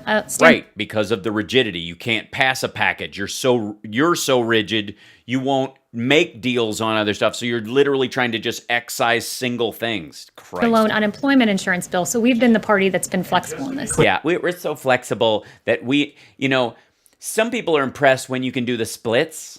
We prefer to cut our legs off at the knees and just hold our feet by our head. It's basically the same thing. I mean, it's basically the same thing as flexibility. If you just cut your legs off and hold them up, it's the same as, all right. Clear, if there is a deal that doesn't have Jesus Christ direct payments, the president would support it or not. I'm not going to say if that's a red line or not. I won't get ahead of the negotiations, but I'll just say what negotiations? That we are hopeful there is a deal there that the president can then look at and support. Yes, Catherine. Does the White House have any comment on Rudy Bailey, the security director who had his leg amputated due to COVID? Yeah, our heart goes out to his family. They've asked for privacy. Due to COVID, Rudy Bailey. I'll just say that we are hopeful there is a deal there that the president can then look at and support. Yes, Catherine. Does the White House have any comment on Rudy Bailey, the security director who had his leg amputated due to COVID? Yeah, our heart goes out to his family. They've asked for privacy, and he is recovering from what I understand. We're very pleased to see that, but he and his family will be in our prayers. He's recovering without his leg. Boy, the timing on the analogy I made right before that, it's a little psychic. Has the president had a chance to speak with him? No. I'm not sure if the president's had a private conversation. He has not. With him, nor would I confirm any private conversation that he did have. Well, then why would you say that you don't think he has had one? Because that in and of itself is a... Thank you so much, Thule. Thank you for doing this. Over the weekend, a statue of Mahatma Gandhi was desecrated by some protesters in downtown DC. This is for the second time this has happened. I would like to have your comments on that. Yeah, it's terrible. No statue or memorial should be desecrated, and certainly not one like that of Gandhi, who really fought for the values that America represents of peace, justice, and How'd they desecrate it? Did they pour quinine on it? I'm not sure. freedom. So that desecration is appalling. Thank you, Heather. To see. It's appalling that it's happened more than once, and we believe the reputation of Mahatma Gandhi should be respected, especially here in America's capital. Ask one more. Sure. Does the president believes that the democracy in the United States is under threat? And based on the streets, what are the electoral reforms he wants to push in this country? What was the first part of your question? I couldn't. Does the president believe that democracy in the United States is under threat? That democracy is under threat. He believes that it certainly was under He believes that he won the election because he's insane. assault when it comes to the investigations into his administration, the Mueller probe, the unfortunate way that our FBI was mishandled by folks like Andy McCabe, by folks like Jim Comey. I agree. They did mishandle it. They did not go far enough with their investigations. They stopped short. Yeah, was it the Proud Boys? That's a good point. Who actually did it? It was done by the Proud Boys? Curious. And weaponized in a political way against his candidacy and then against his president. Gandhi was racist against Africans, as was Karl Marx. I don't know that Gandhi ever used the N-word. Marx did, though. Presidency. Yes, Charlotte. Thanks, Karen. Is President Trump planning to take any action after seeing the forensic audit of the machines in Antrim County, Michigan? I'd have to refer you to the camp. I'm here from Sky News, and I'm here to basically stir some shit for OAN. If I could, is the Antrim County report, that was done by independent people that the judge that Trump approved said could be released because after he read it, he went, it doesn't prove shit. But the fact that we can say a report about the forensic study done of the machines in Antrim County where, Trump actually won, shows that there was a lot of error. So maybe, just maybe, but really this is about whether or not trans athletes should be able to campaign on anything regarding the election. As far as the 2018 executive order on election interference, has he received a report yet? And when he does receive it, is any of that going to be available for the public to look at? I am not aware of any report that he's received. Yeah, I'm sorry, I'm quoting from a Q post that actually has a lot of this stuff. I was let in by somebody from OAN. They had to, I mean, they've got COVID shits, so they're out in the back, To right? that end. Sorry, I'm just here from the right wing of Sky News. They've sent me. Thank you, Kelly. Just want an update statement Too fucking right, mate. on Iran, especially in light of the just sign. As an Aussie, I love your Aussie accent. Thanks, Kim. Oh, look, she was there the whole time. It was actually an Australian hand puppet that she was using, right? Israel-Morocco deal. Where does the White House see that Iran's standing in the Middle East now? Especially, what is the current assessment from the White House with regards to Iran standing in the Middle East as you continue to sign Middle East deals? Are they going to strengthen? Is it weakening? What is the current White House assessment on Iran? Yeah, as the region increasingly comes together through these peace deals, which give these countries that have been at war with Israel F-35s and bunker buster bombs that they've really promised not to bomb Israel with until after we leave office. Of course, so that all the Jews can be gathered on Armageddon and have their throats slit, so Jesus will come back. It's a little known belief system, but one that Kaylee's church believes. Senior advisor Jared What? This Aussie laughing around. Thanks, Sarah. Kushner, Avi Berkowitz, and others. I'll do it more often if it makes you happy. I'm not afraid of it. It's good. National Security Advisor Robert O'Brien deserve a ton of credit for. It's remarkable. But as the region continues to come together, I've got a cheat sheet right here. Maximum pressure campaign continues to be effective. Iran is increasingly isolated and weakened. And when President Trump came into office, notice she's wearing this blue. I didn't spot this till just now, but she's wearing this dress designed on the bare breast of liberty. You notice the right breast out, left breast done like only one collar on the left hand side. You see that? My accent's great. Have I ever played Australian? No, I have not. you know that the region was in extreme turmoil. ISIS had a caliphate. Except in maybe sketches, comedy sketches. I think I might have. Oh, no, I did. I was on Talk Soup, I was the crocodile hunter. I did a sketch. Iran's proxies were wreaking havoc. I'll find it. I've got it on tape somewhere. I'll play it. Since taking office, President Hal speaks like an Aussie talking to an Irishman. It's true. Trump has worked to rebuild. They should talk more often. They're basically the same people. Trust with our regional partners. Because Australia is where the English drop the Irish. And identify their shared interests. And unlike the previous administration, which gave Iran piles of cash and It was their money. We were paying interest on it. By giving it to them, we stopped paying interest to them. A deal with a sunset provision that would have allowed them to get nuclear weapons. This president has... It just left the thing and allowed them to get nuclear weapons right out of the friggin' gate. And Russia started supplying them right away. Isolated Iran, and he's done it through 4 peace deals, which is 4 more than his predecessor. But it's unfortunate that it... What peace deals? We armed these countries. Doesn't give much coverage in the mainstream media. That's because they've read the goddamn things. But I guess we shouldn't be surprised, because in the last 24, 48 hours, there have been quite a few stories that have not gotten a ton of coverage in the mainstream. Yeah, why don't you talk about... I mean, obviously, the report from the Antrim County that, you guys haven't heard about that? Mainstream media. As former White House Press Secretary Ari Fleischer said... Oh, Ari Fleischer. Good. We're going back to him. Bias is often found in stories the press does not cover. Oh, I see. Did he say that on Fox News as a paid contributor to Fox News? Or does he have his own OAN show? Oh, yet. Last week, we found out that Democrat Congressman Eric Swalwell was infiltrated by an alleged Chinese spy. No. She acted as a bundler for his campaign when he was running early in an attempt to try and work her way into the, layers of trust in the Democratic Party and in other parties, by the way, as well. She slept with 2 Midwestern mayors. I don't know why we're not talking more about that, but the FBI contacted Eric Swalwell and said, hey, we think she's a Chinese spy. He cut off ties immediately, and she fled back to China. The spy cozied up to Swalwell, raised funds. Cozied up to him.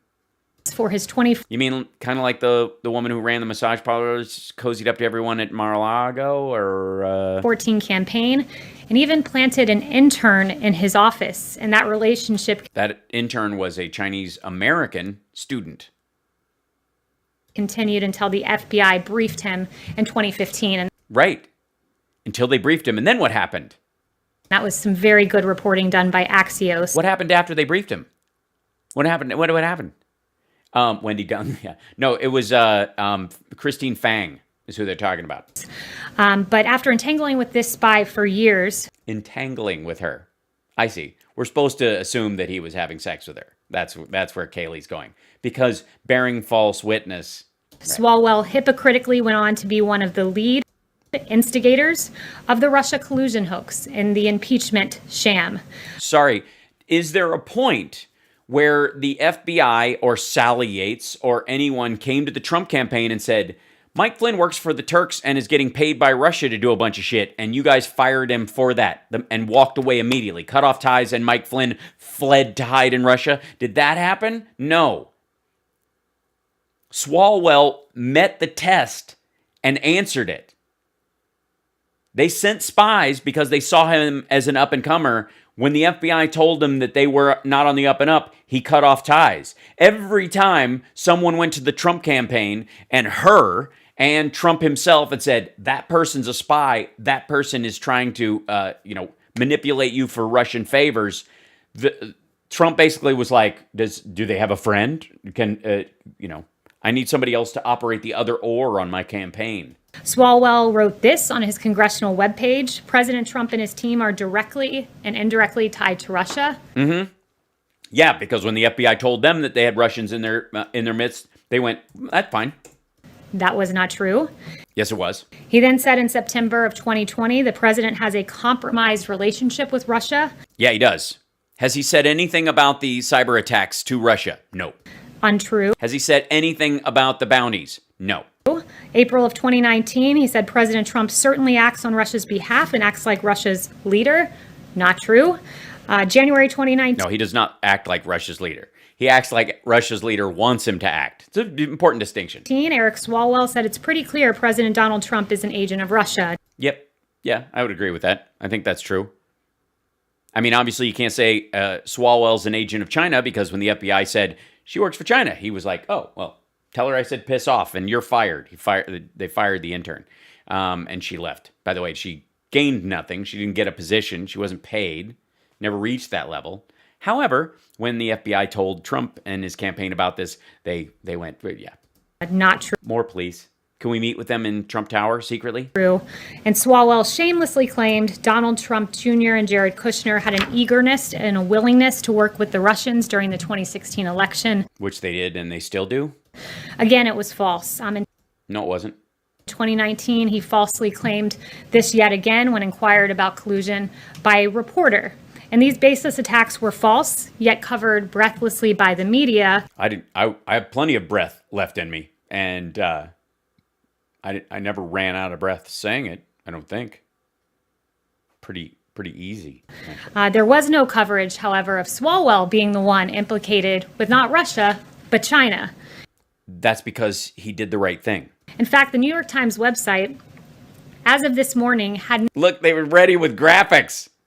Not one result for Eric Swalwell's ties to Chinese spies. Oh my God, they didn't? Oh my God, they haven't said anything? It's almost as if there's not even a story there. Not one result. By the way, everybody listening to the sound of my voice, read the story about Swalwell and China and the intern and Christine Fang and read all of it. Read everything you possibly can get your hands on. It will be a waste of your time, but at least somebody can say to you, oh my God, nobody even cares. Yeah. And when the Swalwell story broke, guess how many minutes of coverage it got on ABC, NBC, MSNBC, and CBS? 0. That's not true. I watched them talk about the story on MSNBC myself. CNN devoted 3 minutes and 16 seconds to it. However, it was... Which is twice as much as it earned. ...covered on Fox.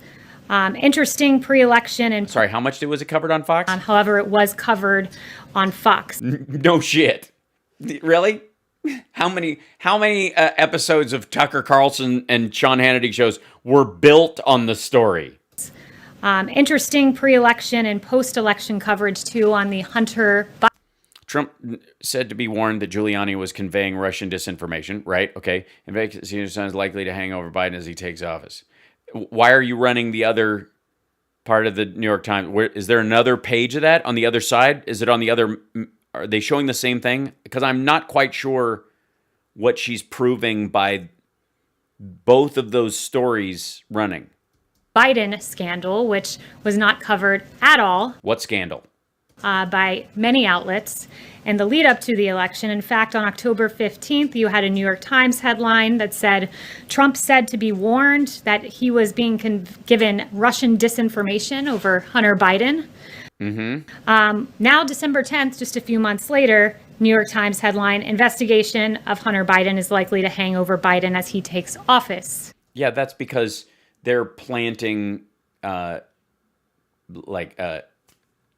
the investigation before they leave so that it continues afterwards. That's what they're talking about. Not that there's something there.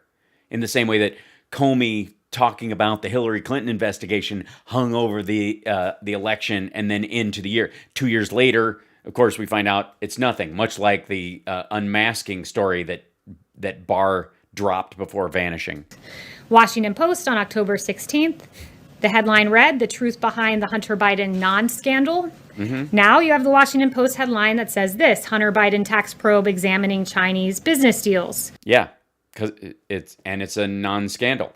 Read the rest of the story. Again, you can read the headline or you can read the third paragraph. Politico, October. Read up to or including or simply the third paragraph, and you'll hear the part where they go, a lot of people actually we've talked to have said this is actually bullshit, but we'll act as if it isn't so we can finish this article. October 19th, Hunter Biden's story is Russian disinformation. That's a favorite. Dozens of former intel officials say, false yet again. December 2nd, now Politico reads, Justice... No, it is Russian disinfo.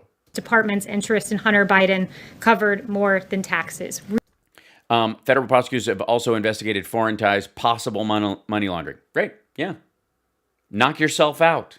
Really interesting turn of events, and good for those who covered what was a story all along and not Russia disinformation. Isn't it hypocritical for you to accuse others of disinformation when you spread it every day? Ouch. Zing. On the way out the door. Is that Acosta? Right. God, I'm still recovering from this. And I don't even begin to forget about it.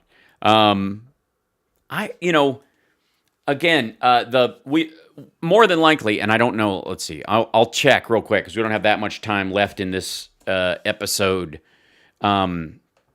Oh wait, and that's not what I wanted to type. I wanted to type, I don't think he's done enough. Whoops. Quit.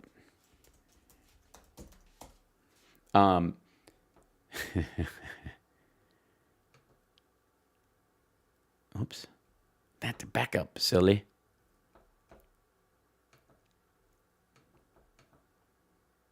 Where is it?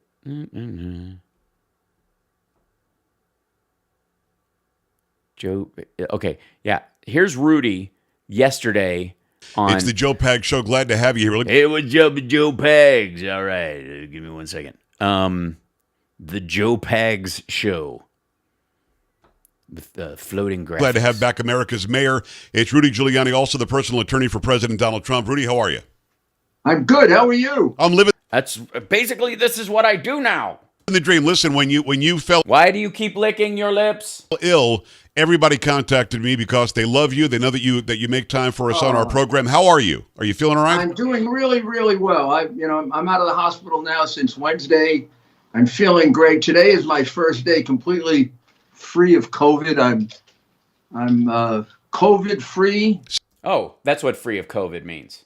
Symptom free. You feel good? Immune. and feeling strong as a bull. Good. You look strong as bull. We appreciate it. We need you to be right now because I'm COVID-free, symptom-free. You feel good? Immune, and feeling strong as a bull. Good. You look He means strong like bull. He's quoting from strong as bull. We appreciate it. We need you to be right now because of the times we're full of bull facing. I told you I talked to Ken Paxton a little while ago, the Attorney General of the great state of Texas. We'll get into that a little he bit. made a great lawsuit, by the way. Yeah, it was awesome. Worked out really well. So awesome. Well crafted. If only. Well. Let me start there because you failed miserably. So explain to our viewers and our listeners how a lawsuit you think is amazing shit the bed so badly. And we'll get into the Michigan stuff and everything else. But let me start there. He was told by 7 of the justices at the Supreme Court that he didn't have standing. Right. Mainly because he didn't. 2 justices, Alito and Thomas, said he did have standing. No, they didn't. They did not say he had standing. They said they did not believe he had standing, but they would have heard the argument. The Constitution specifically, seeing if there was anything in there that they could punt back to states and going, you can take this to a state court and see if you can work it out. Specifically, Rudy says if there's a conflict between states, the Supreme Court will take it on. No. What right did they have to shirk their duty here, do you think? There isn't a conflict between states. That's not a conflict between states. That is a state trying to supersede the election system in another state. That's not a conflict. And they had every remedy beforehand to try and deal with it if they thought it had existed. Literally 2 Republican governors that are on the phone all the time leading up to the election. You gonna throw the election for Trump? I'm gonna try, but they got these Dominion machines in my state, and they have a paper trail. We're using ES&S. They don't do a paper trail. That's so smart. We should have done ES&S.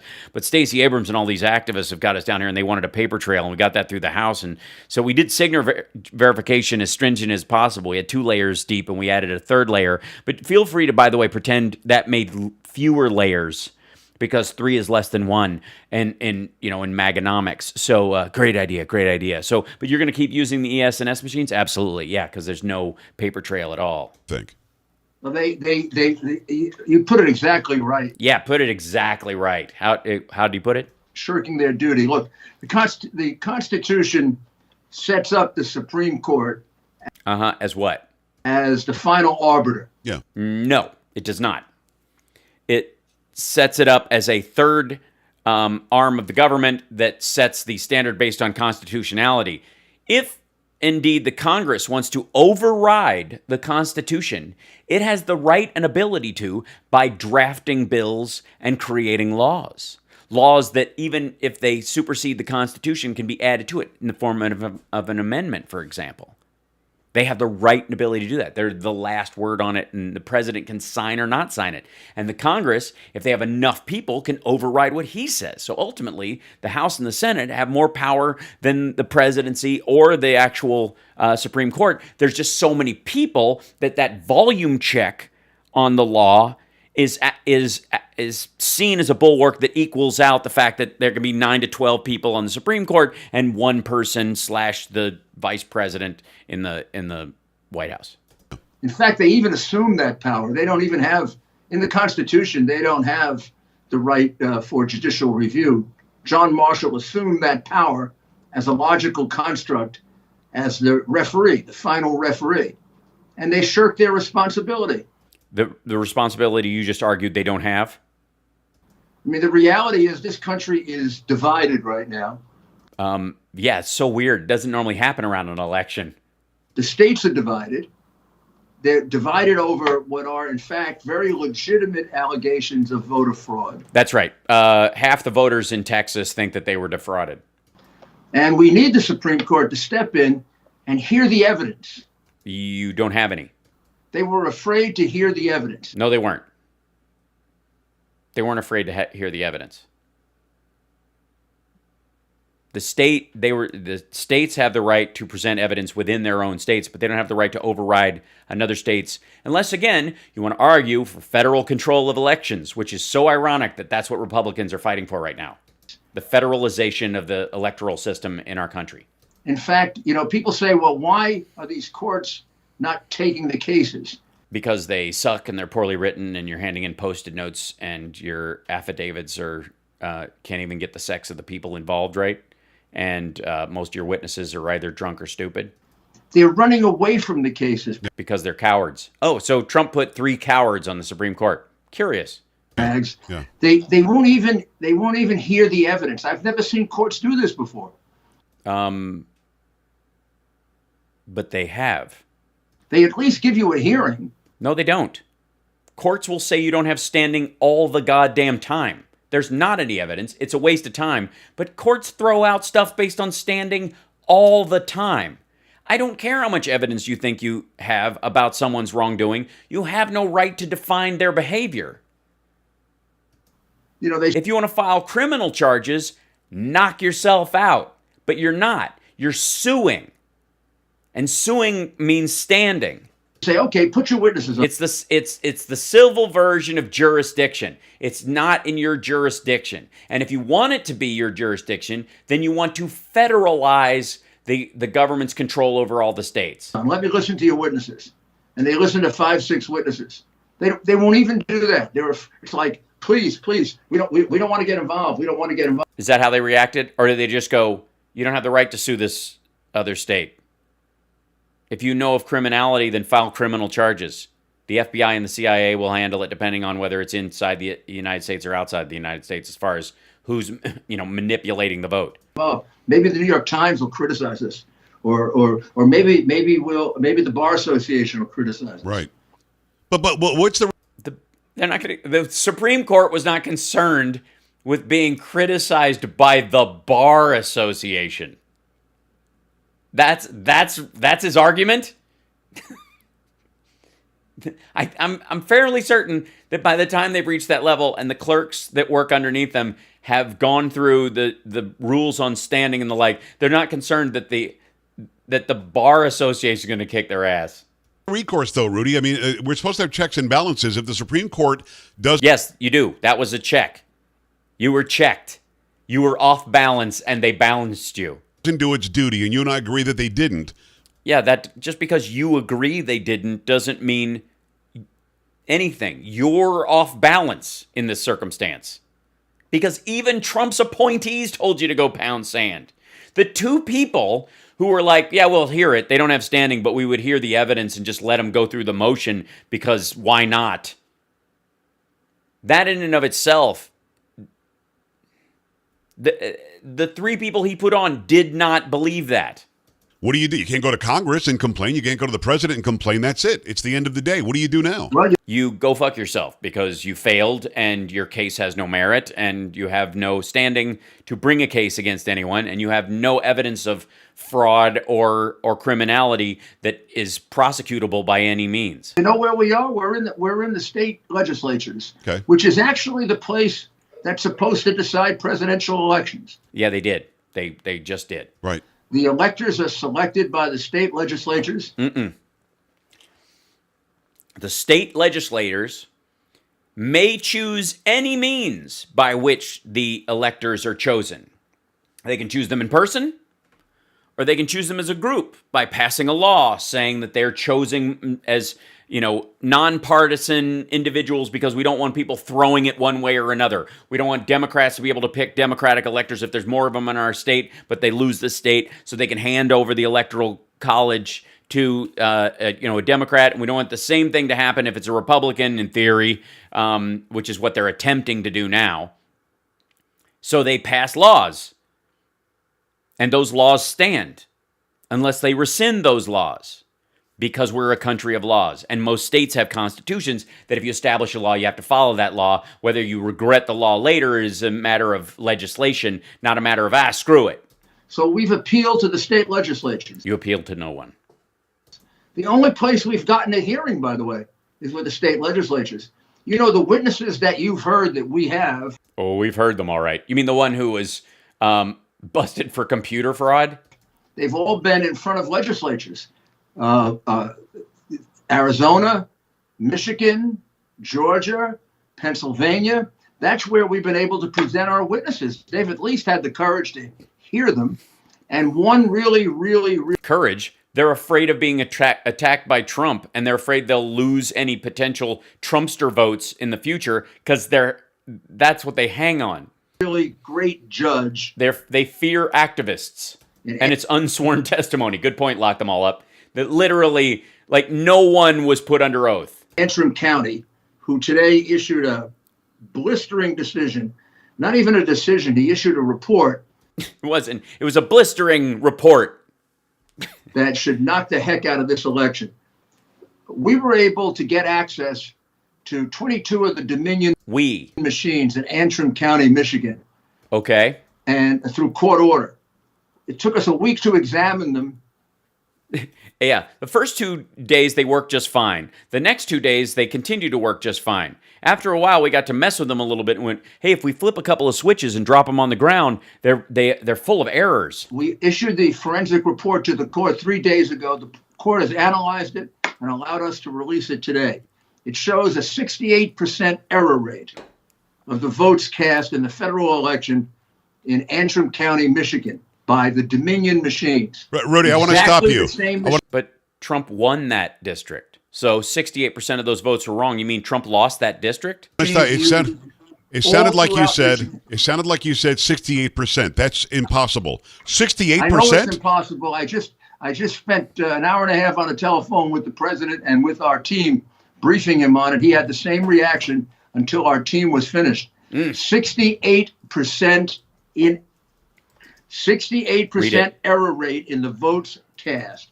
There was an 81.96 rejection rate in the votes Holy cast mackerel.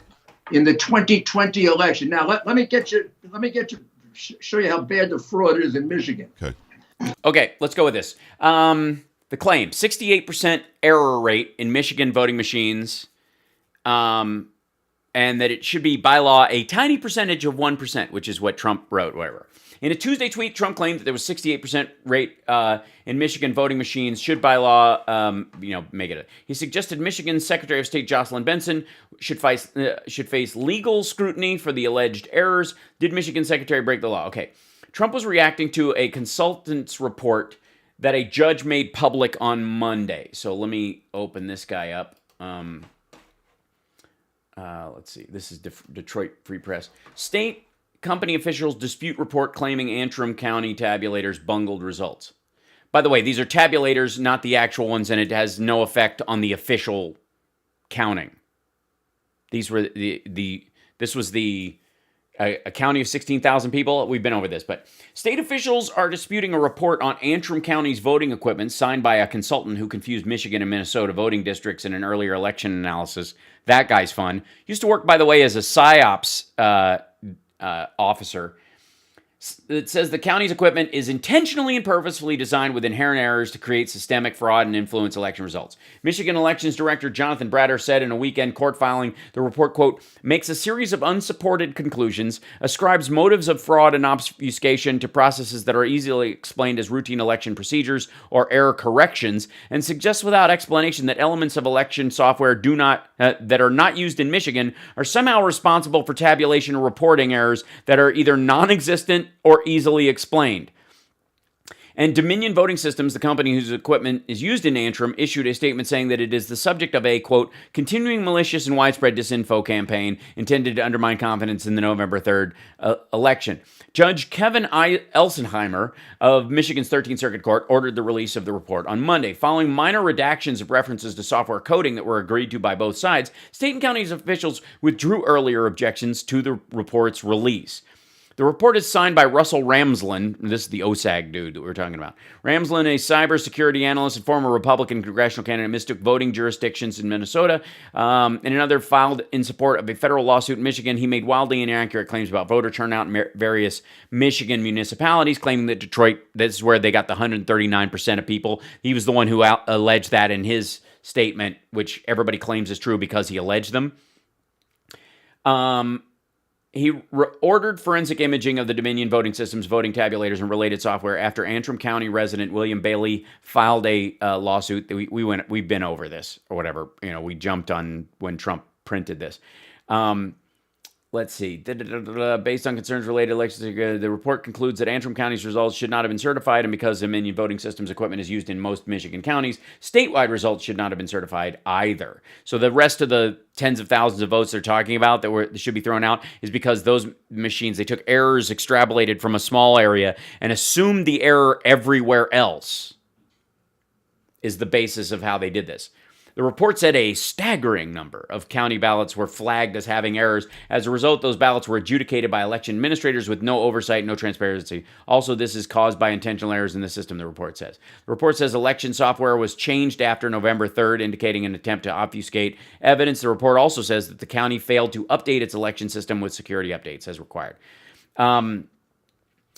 Let's see. Because voting tabulators in Michigan used hand-marked paper ballots, any alleged errors in tabulators can be caught during a hand recount, which any candidate could have requested in Antrim County.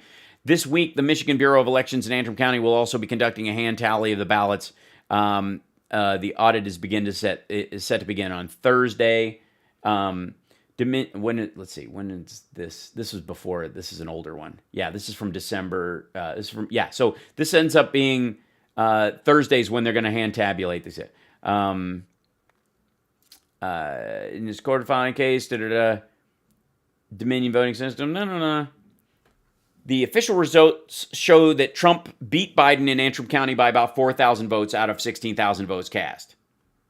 Again, if there's 68% error in a county that Trump won, then Trump lost that county. I don't know.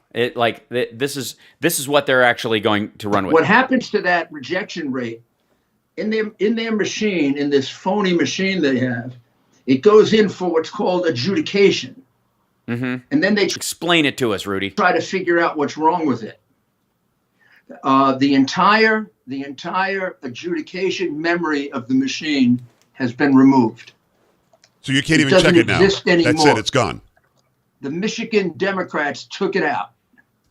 No, they didn't. That's not even alleged in the report. Wow. They took it out. It's Rudy Giuliani, the president's personal lawyer, the America's mayor, of course. Rudy, how are these machines different than all the machines that they're using in Georgia? How are they different than the machines they're using in Pennsylvania? Exactly the same machine being used in Georgia. They don't count ballots. They calculate ballots. Did you ever think that voting machines calculate? That's what a Yes, asshole. They let the state know how many have done. The other machines count them, and then they have to be compared against them. The tabulation machines are not where the official result comes from, and it has to be checked twice. Any errors that are in it end up being cured in the process. Calculator does. No, you just count them. You're supposed to count. That's it. Right. I press a button for Trump, one for Trump. Done. I press a button for Biden, one for Biden. What's there to calculate? Nothing. Here, these machines calculate. They have algorithms. You can cast half a vote and a third of a vote. No, you can't. They can recalculate it as a third of a vote. No, they can't. And they do. No, they don't. And all of that is in this report. Which is Looney Tunes. On the Dominion voting machines that was issued this morning. And for those who don't know, that's the county where 6,000 votes flipped from Biden back to Trump or Trump to Biden. I mean, and that was just a glitch, Rudy, just a computer glitch. What you're telling me is the machine was set up to do that. Glitch my toe, Pags. They fixed it. What about the glitch that the Biden votes that were taken and given to Trump in Pennsylvania? Are you complaining about that as well? Oh, no, because that happened in an area that wasn't a Dominion machine. The report says it was not human error. It was done by the machine. Well, that's your report. You paid a guy to write the report. That's your expert writing a report. It doesn't mean it's true. Completely done by the machine. No, it wasn't. Had nothing to do with human error. A human being named Bill Bailey. Great name, right? Like, oh, yeah. It's a Wonderful Life. Right? That's right. Wonderful Life. A great American named Bill Bailey saw the vote and said, Antrim County hasn't voted Democrat in 100 years. How could they have voted for this fool Biden? And he went down and he complained. And they looked at the machine and they said, what happened? Wow. They picked the wrong They county. didn't go down. That's not how Bailey's thing. All right, well, they're just telling a story at this To point. do it. They picked Yeah, and it was George Bailey in It's a Wonderful Life. Excellent point. the wrong county where it would jump out like a sore thumb, but they were doing it all throughout the state. And our experts, who all come from all have military and intelligence backgrounds of the. Yeah, you mean the mechanic that works with Sidney Powell, or the guy who actually works in group psyops? Highest order, tell us that the machines all throughout the state are exactly the same. Because you pay them to tell you that, because they're your witnesses? If you look at one, you're looking at the other. So imagine what happened in Detroit. No wonder they stopped counting. Right. At 2 a.m. when the president was ahead by 300,000. They didn't stop counting at 2 o'clock in the morning. In Michigan, and then they didn't stop counting at 2 o'clock in the morning. Ended up behind by the morning. It's Rudy Giuliani, America's mayor. Check out his podcast, Rudy's Common Sense. Don't miss one episode. I haven't, and it's embarrassing and stupid. It's amazing. It's ridiculous. I got to ask you this, because I've heard this allegation a few times. I want to hear it directly from you. Yeah, tell him, Rudy. Help Joe Pags out. Is it your belief that they already had this rigged, but they didn't rig it enough? They didn't realize that. Yeah, that's his story. So many people would vote for President Trump. Yeah, that's the ES&S problem. There was a blue tsunami in the ES&S machine's algorithm that he paid for, which don't have a paper trail, threw it as best they could to Trump. That's why the polls were so wildly off in Ohio and Florida and Texas, because there's no paper trail. So they screwed up, didn't rig it enough. They had to shut down elections in Fulton County, Georgia, in Detroit, in Wayne County, Michigan. They didn't shut down anything in Fulton. In Philadelphia and Allegheny County. They didn't shut those down either. They had to shut them because they went, holy crap, Trump is getting all these votes. Our cheat is not going to work. Is that what you believe? I know it. Now I know it. I felt it that night. Yeah, that's what it was. I thought it was a feeling. And it's not that I have a confirmation bias and I've sought out any information that makes me believe deeper in my own insanity and that I exclude everything else that verifies reality. It's not that. Pags. I felt it that night when I was sitting in the White House. You were in the White House? Okay, so we now know you couldn't have been one of the best people that called him and told him it was over. And we had actually gotten about 800,000 votes in Pennsylvania. Right. I said to myself, my goodness, they let it go too far. They let it go too far. They can't catch us anymore. And well, you thought you'd won. So Dewey beats Truman, right? Just at about that point, just when I was thinking that, is when they shut down in Philly, they shut down in Detroit, they shut down in Atlanta.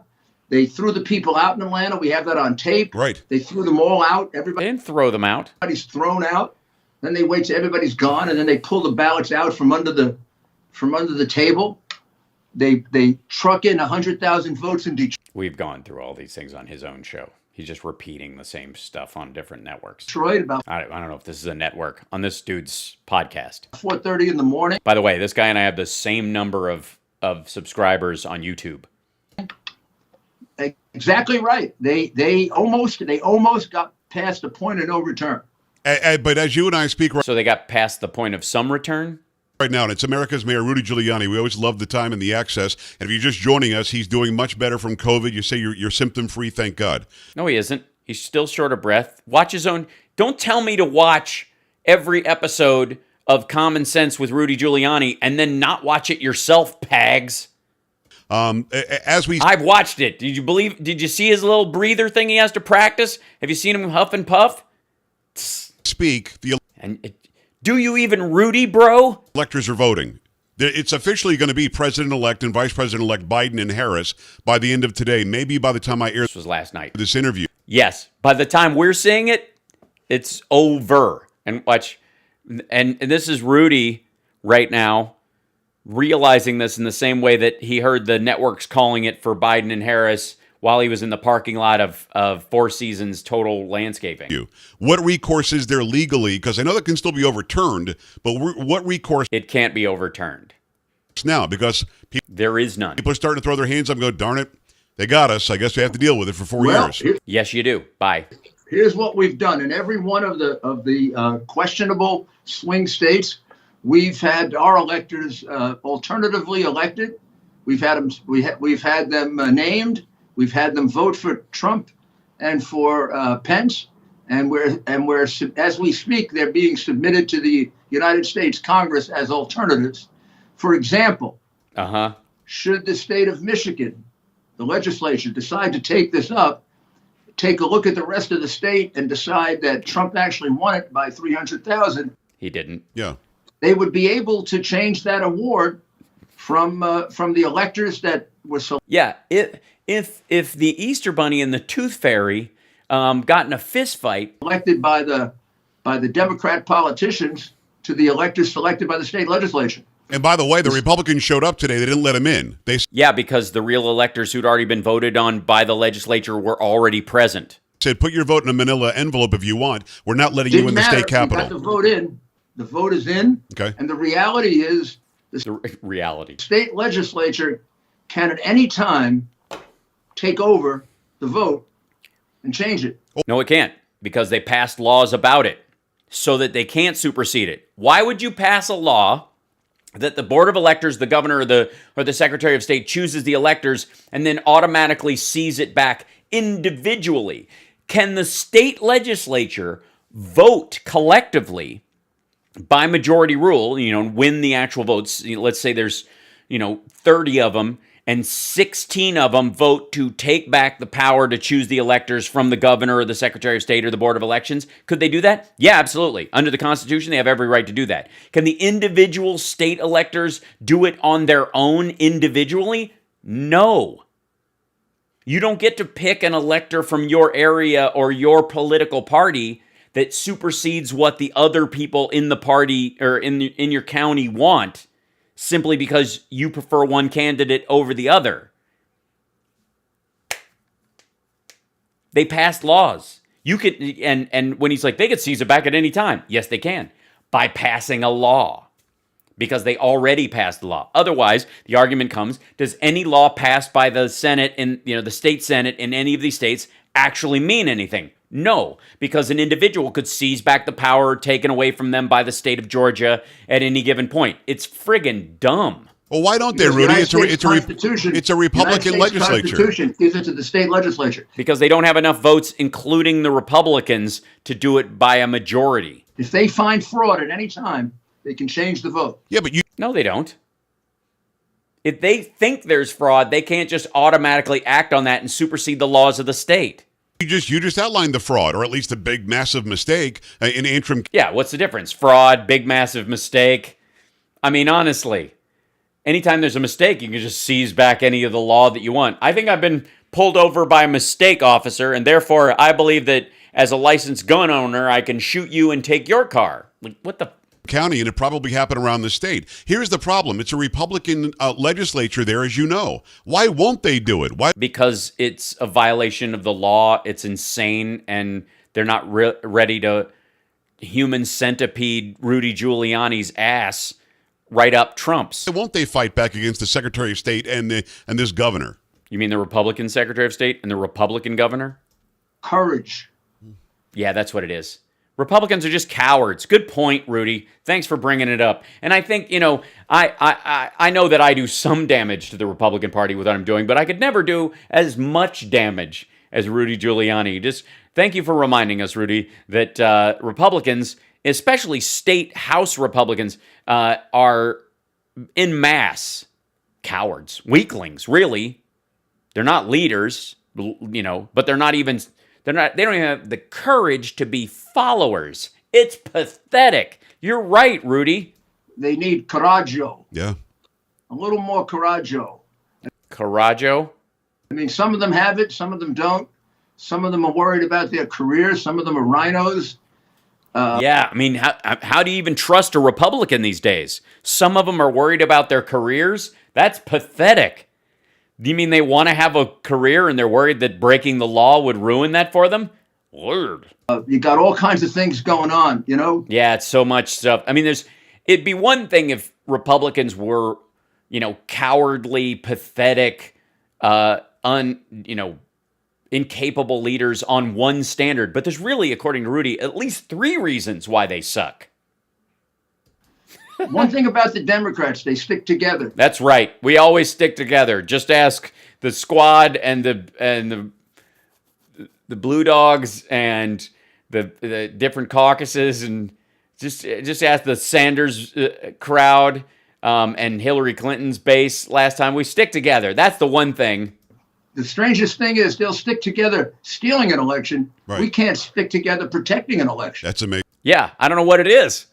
Republicans are just that pathetic. You can't even... I mean, honestly, why would you want them to be in charge of a country as great as America when they can't even protect an election? Amazing. It's Rudy Giuliani. It is amazing. Always appreciate the time and the access. I know that you've got short time. Always appreciate the time and the access. What a weird thing to say. Let me just... Oh, because I see, you're an insider and you're part of the swamp. I didn't realize. To ask you this. When it comes to the science... Let me ask you this. Can you kick my ass? We keep hearing from the left, follow the science on COVID, on transgenderism, on abortion, whatever it is. Yes, those are the 3 things. What? Climate change, we got to follow the science. You've got scientific computer proof, digital scientific proof that there is a 68% error rate. No, you don't. Joe, I'm going to recommend something real quick. When Rudy Giuliani drops a piece of what he calls evidence on your desk because he's missed the bowl again, when that happens, Joe, I'm just going to recommend. We don't know each other. I've never seen your show before. I never will again. But in this moment that these 2 ships are passing in the night on the internet, Joe, I recommend that anytime Rudy tries to pass off a turd with a flag in it as a piece of evidence, that you do your due diligence before you start claiming the same thing he's claiming. Otherwise, I just don't see it benefiting you long-term as a conservative, allegedly, certainly not as a Christian. Rudy, why are we even talking about this? This should be taken up by the DOJ.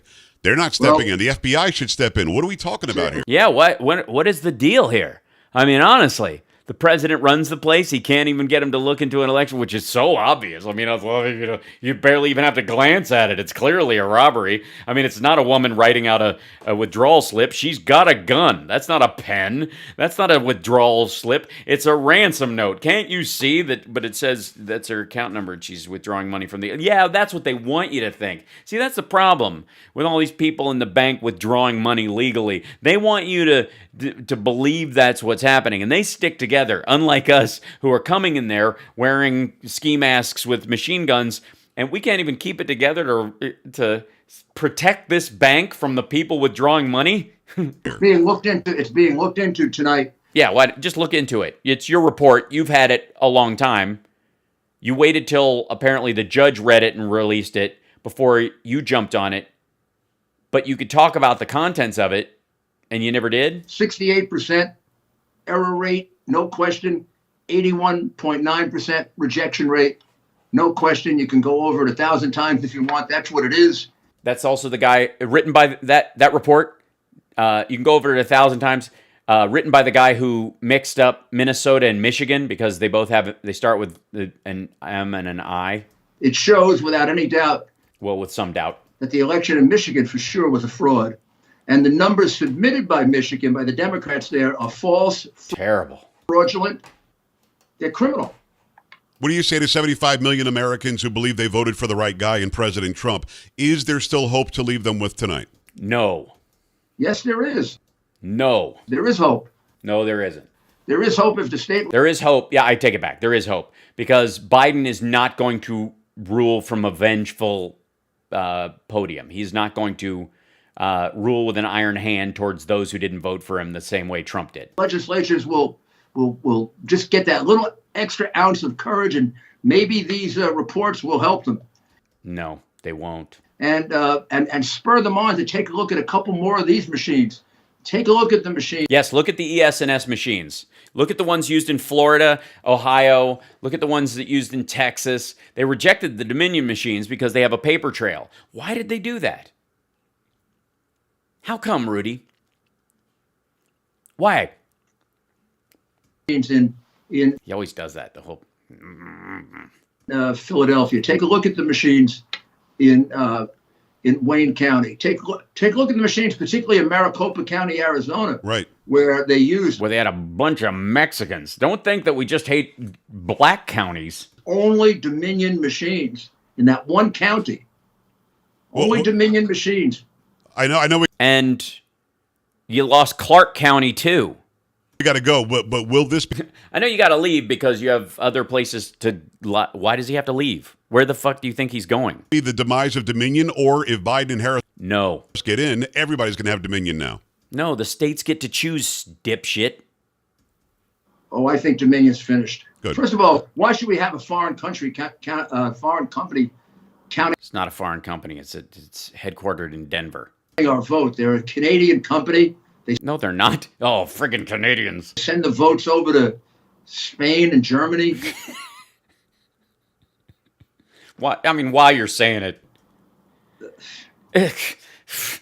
How many facts do I have to make up about this company before? It's nuts. It is nuts. It is. That's basically. Thank you, Joe Pags, for summing up Rudy's thought process. It's nuts. Yeah, it's nuts. There's a reason for it too. Somebody's got to find out, why did the governors contract with them? Right. What kind of deal was involved? Well, in Texas, we said no. In Texas, we were smart. In Texas, we chose the machines that don't have a paper trail. Right, you did. But in a lot of other places, they said yes. Yeah, they signed on to the Dominion machines, which create a copy of your ballot. And now, and then people can look again. Shit. I wonder what was involved in that. Yeah, I'm going to start wondering, why did the ES&S machines get used so thoroughly in these states that went solidly for Trump, even though people have known they've been going purple for a while? What is that about? It's a great question. I'm sure it is a great question. You'll follow up on it. I'm sure. Well, we won't necessarily because you're in Texas, and Texas is going to secede, obviously, and join New Mexico, a blue state. I don't know what that's about. And seceding from the Union. Parts of New Mexico. What are they going to claim New Mexico territory for themselves? Are they going to secede from America, take over Mexico, and become New Mexico, and then sue New Mexico's sports teams for the use of the name? Is that what Texas is going to do? They're going to start yelling, "Screw the Alamo." Rudy Giuliani, thank God you're well. Thank you for coming back on. Let's talk again soon. I know there's a lot going on in this. Yeah, there's not a lot going on this week. There's a lot going on in his head. Week, especially in Texas. Yeah. I think Wednesday is going to be a big day in Texas. Let's talk again. Yeah, it's going to be tomorrow's going to be nuts in Texas. Yep. Appreciate you, brother. New Texas. It's Texas light. Texas Stan. Thank you, Rudy. Go. The People's Republic of Texas. Go check out his podcast, Rudy's Common Sense, right now. Yeah, go check it out right now. There hasn't been a new episode, but whatever. That doesn't really matter. It's, Jesus Christ. I'm honestly...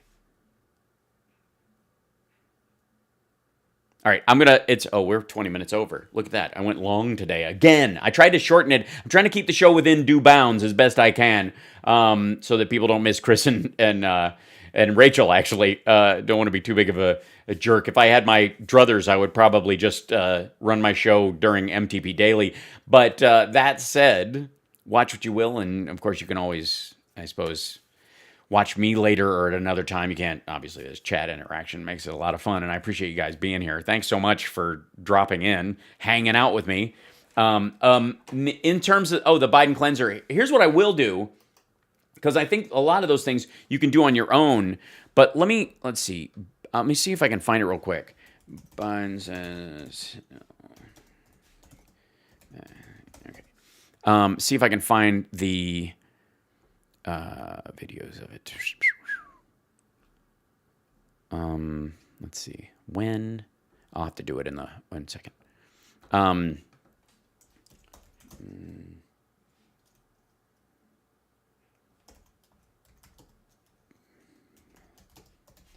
Whoops. Where is it? Okay, I'll find it. Today. See if he does it on the See if they show him on the tarmac when he says it. There he is. Okay, grab this. Hold on. Now, again, we're talking about, and this is kind of a fun thing. Like we've dealt with, the Trump helicopter pressers. This one's a little nicer, although the sound is a bit rough. Sorry, but this was him on his way. If you want to watch the speeches, I recommend just watching them. But in this they ask him about taking it. I had a good Taking the vaccine. conversation with Mitch McConnell today. He had a good conversation with Mitch McConnell today. This was after Mitch said, congratulated him on being president-elect. I called him to thank him for the congratulations. Told him, although we disagree on a lot of things, there's things we can work together on. We've always been straight with one another, and we agreed we'd get together sooner than later. Yeah, so he's going to meet with Mitch McConnell. Basically, the words on the street is it'll take about 6 months to kind of let Trump fade in the background, but they'll be able to pass a bunch of stuff. And I'm looking forward to working with him. Just want you to know I spoke with him. I've been calling other members. I spoke with some other members as well. There's about a dozen calling, and as I tick them off, I'll tell you who I've spoken to. Okay? Thank you. All right, thank you guys. You guys, let's close. You know when you're getting vaccine? Come on, guys, let's close. Dr. Fauci recommends I get the vaccine sooner than later. I want to just make sure we do apply the numbers when we do it. But when I do it, you'll have notice, and we'll do it publicly. Like, this is just so sensible. It seems like, you want to talk about a medical miracle. Literally. Numbers when we do it. Okay, Quirk Sugarplum is saying, Joe is such a disappointment thinking he can work with McConnell. Okay, let me make something abundantly clear. There is a difference between the, being naive and being aware that if you could just come out and go, screw McConnell, the Republicans can eat garbage. All they've done is throw crap at us the whole time and we'll never accomplish it. You will never get anywhere. And one of the things you get by saying, I think I can work together with them. I spoke to him, I thanked him for this, and I think we can work together on some stuff that's sensible, that later on you can hold them to that. But this idea that somebody should be baseline that in their conversations with whomever on the other side of the political aisle, that they should be permanently adversarial. Not only is it unrealistic, because most human beings know better than to do that. If they've got somebody in their office that they have a problem with who always screws stuff up, you don't just walk in the door shouting at them and expect stuff to get fixed later on. If you can't get them fired, then you got to figure out another situation. And in discussing these things, you paint them into a corner by saying, look, we reached across the aisle. The Obama administration accomplished a lot of shit. And one of the reasons why they managed to do it was because Obama wasn't controversial about it. He wasn't, he didn't immediately think that they should go in fighting. Trump did. And a lot of what he got through while he was there was largely either stuff that would have passed anyways, or that had gotten teed up, that had nothing to do with him, or executive orders that will get erased later. If you don't want your president to be, that's why DACA's in trouble. Because the adversarial aspect of how that argument was fought shut down the Republican side of things, and Biden had to, and Obama had to structure it around an executive order.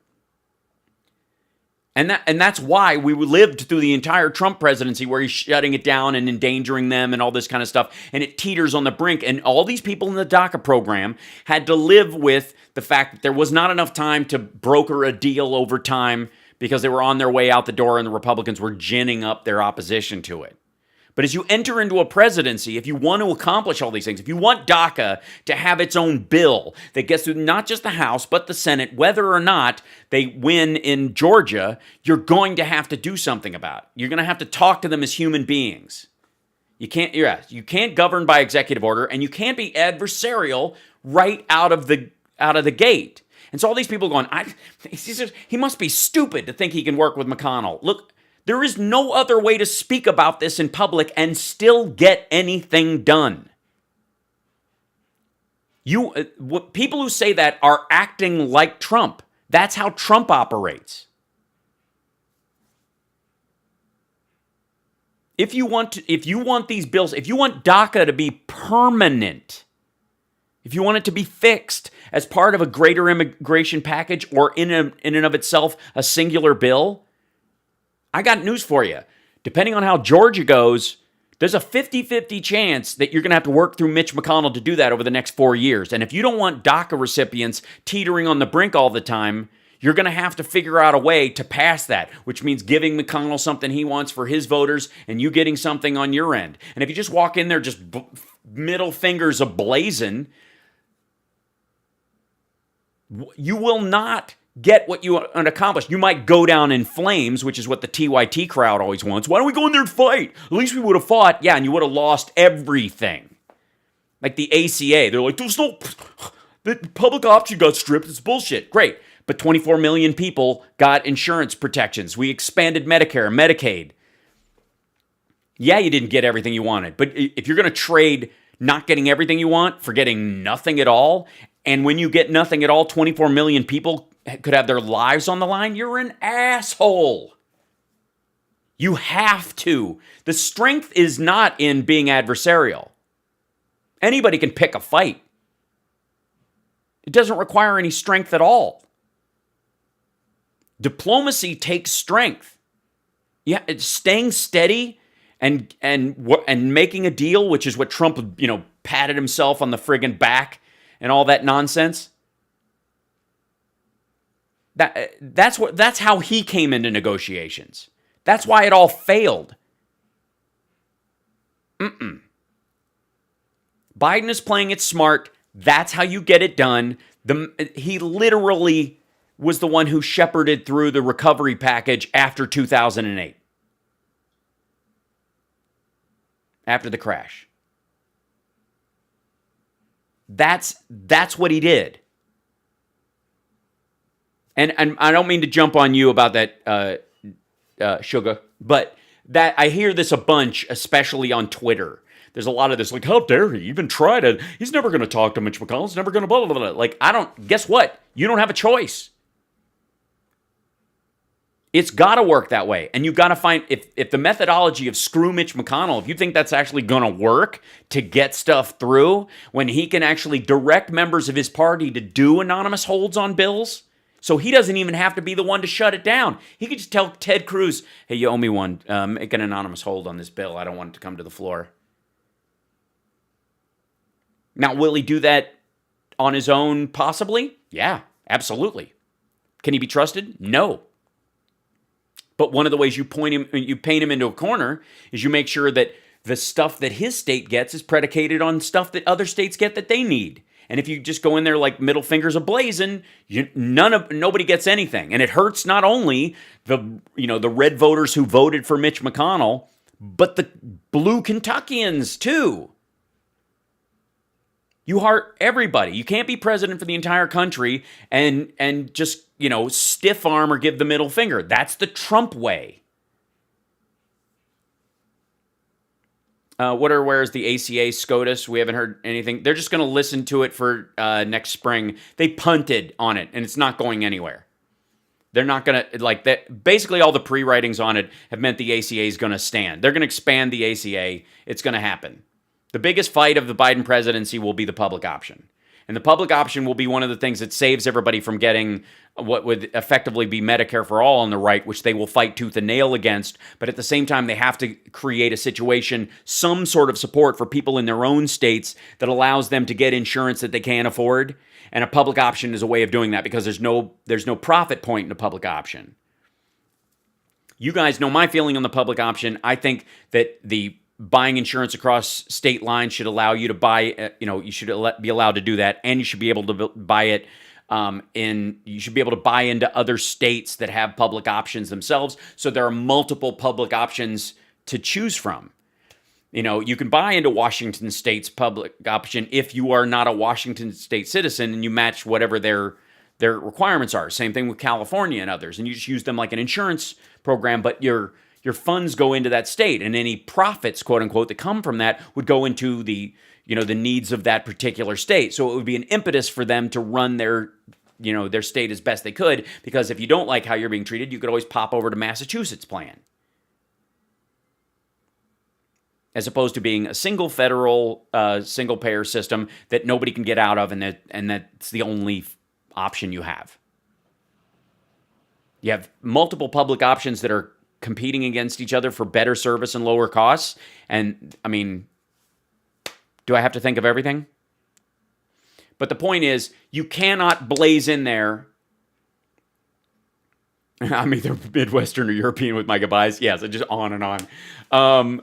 But that's one of the things you're going to hear. Biden's strength is in his ability to reach across the aisle in the Senate and make things happen. And as much as there might be some dug-in ticks on the Republican side, if he can get Mitch McConnell to bring stuff to the floor because he knows he's got 7 Republican votes, and these are people who don't give a shit about the Trumpsters, like Susan Collins and Mitt Romney and, people I'm not particularly fond of, but will vote for normal stuff if it comes up because of the nature of their states.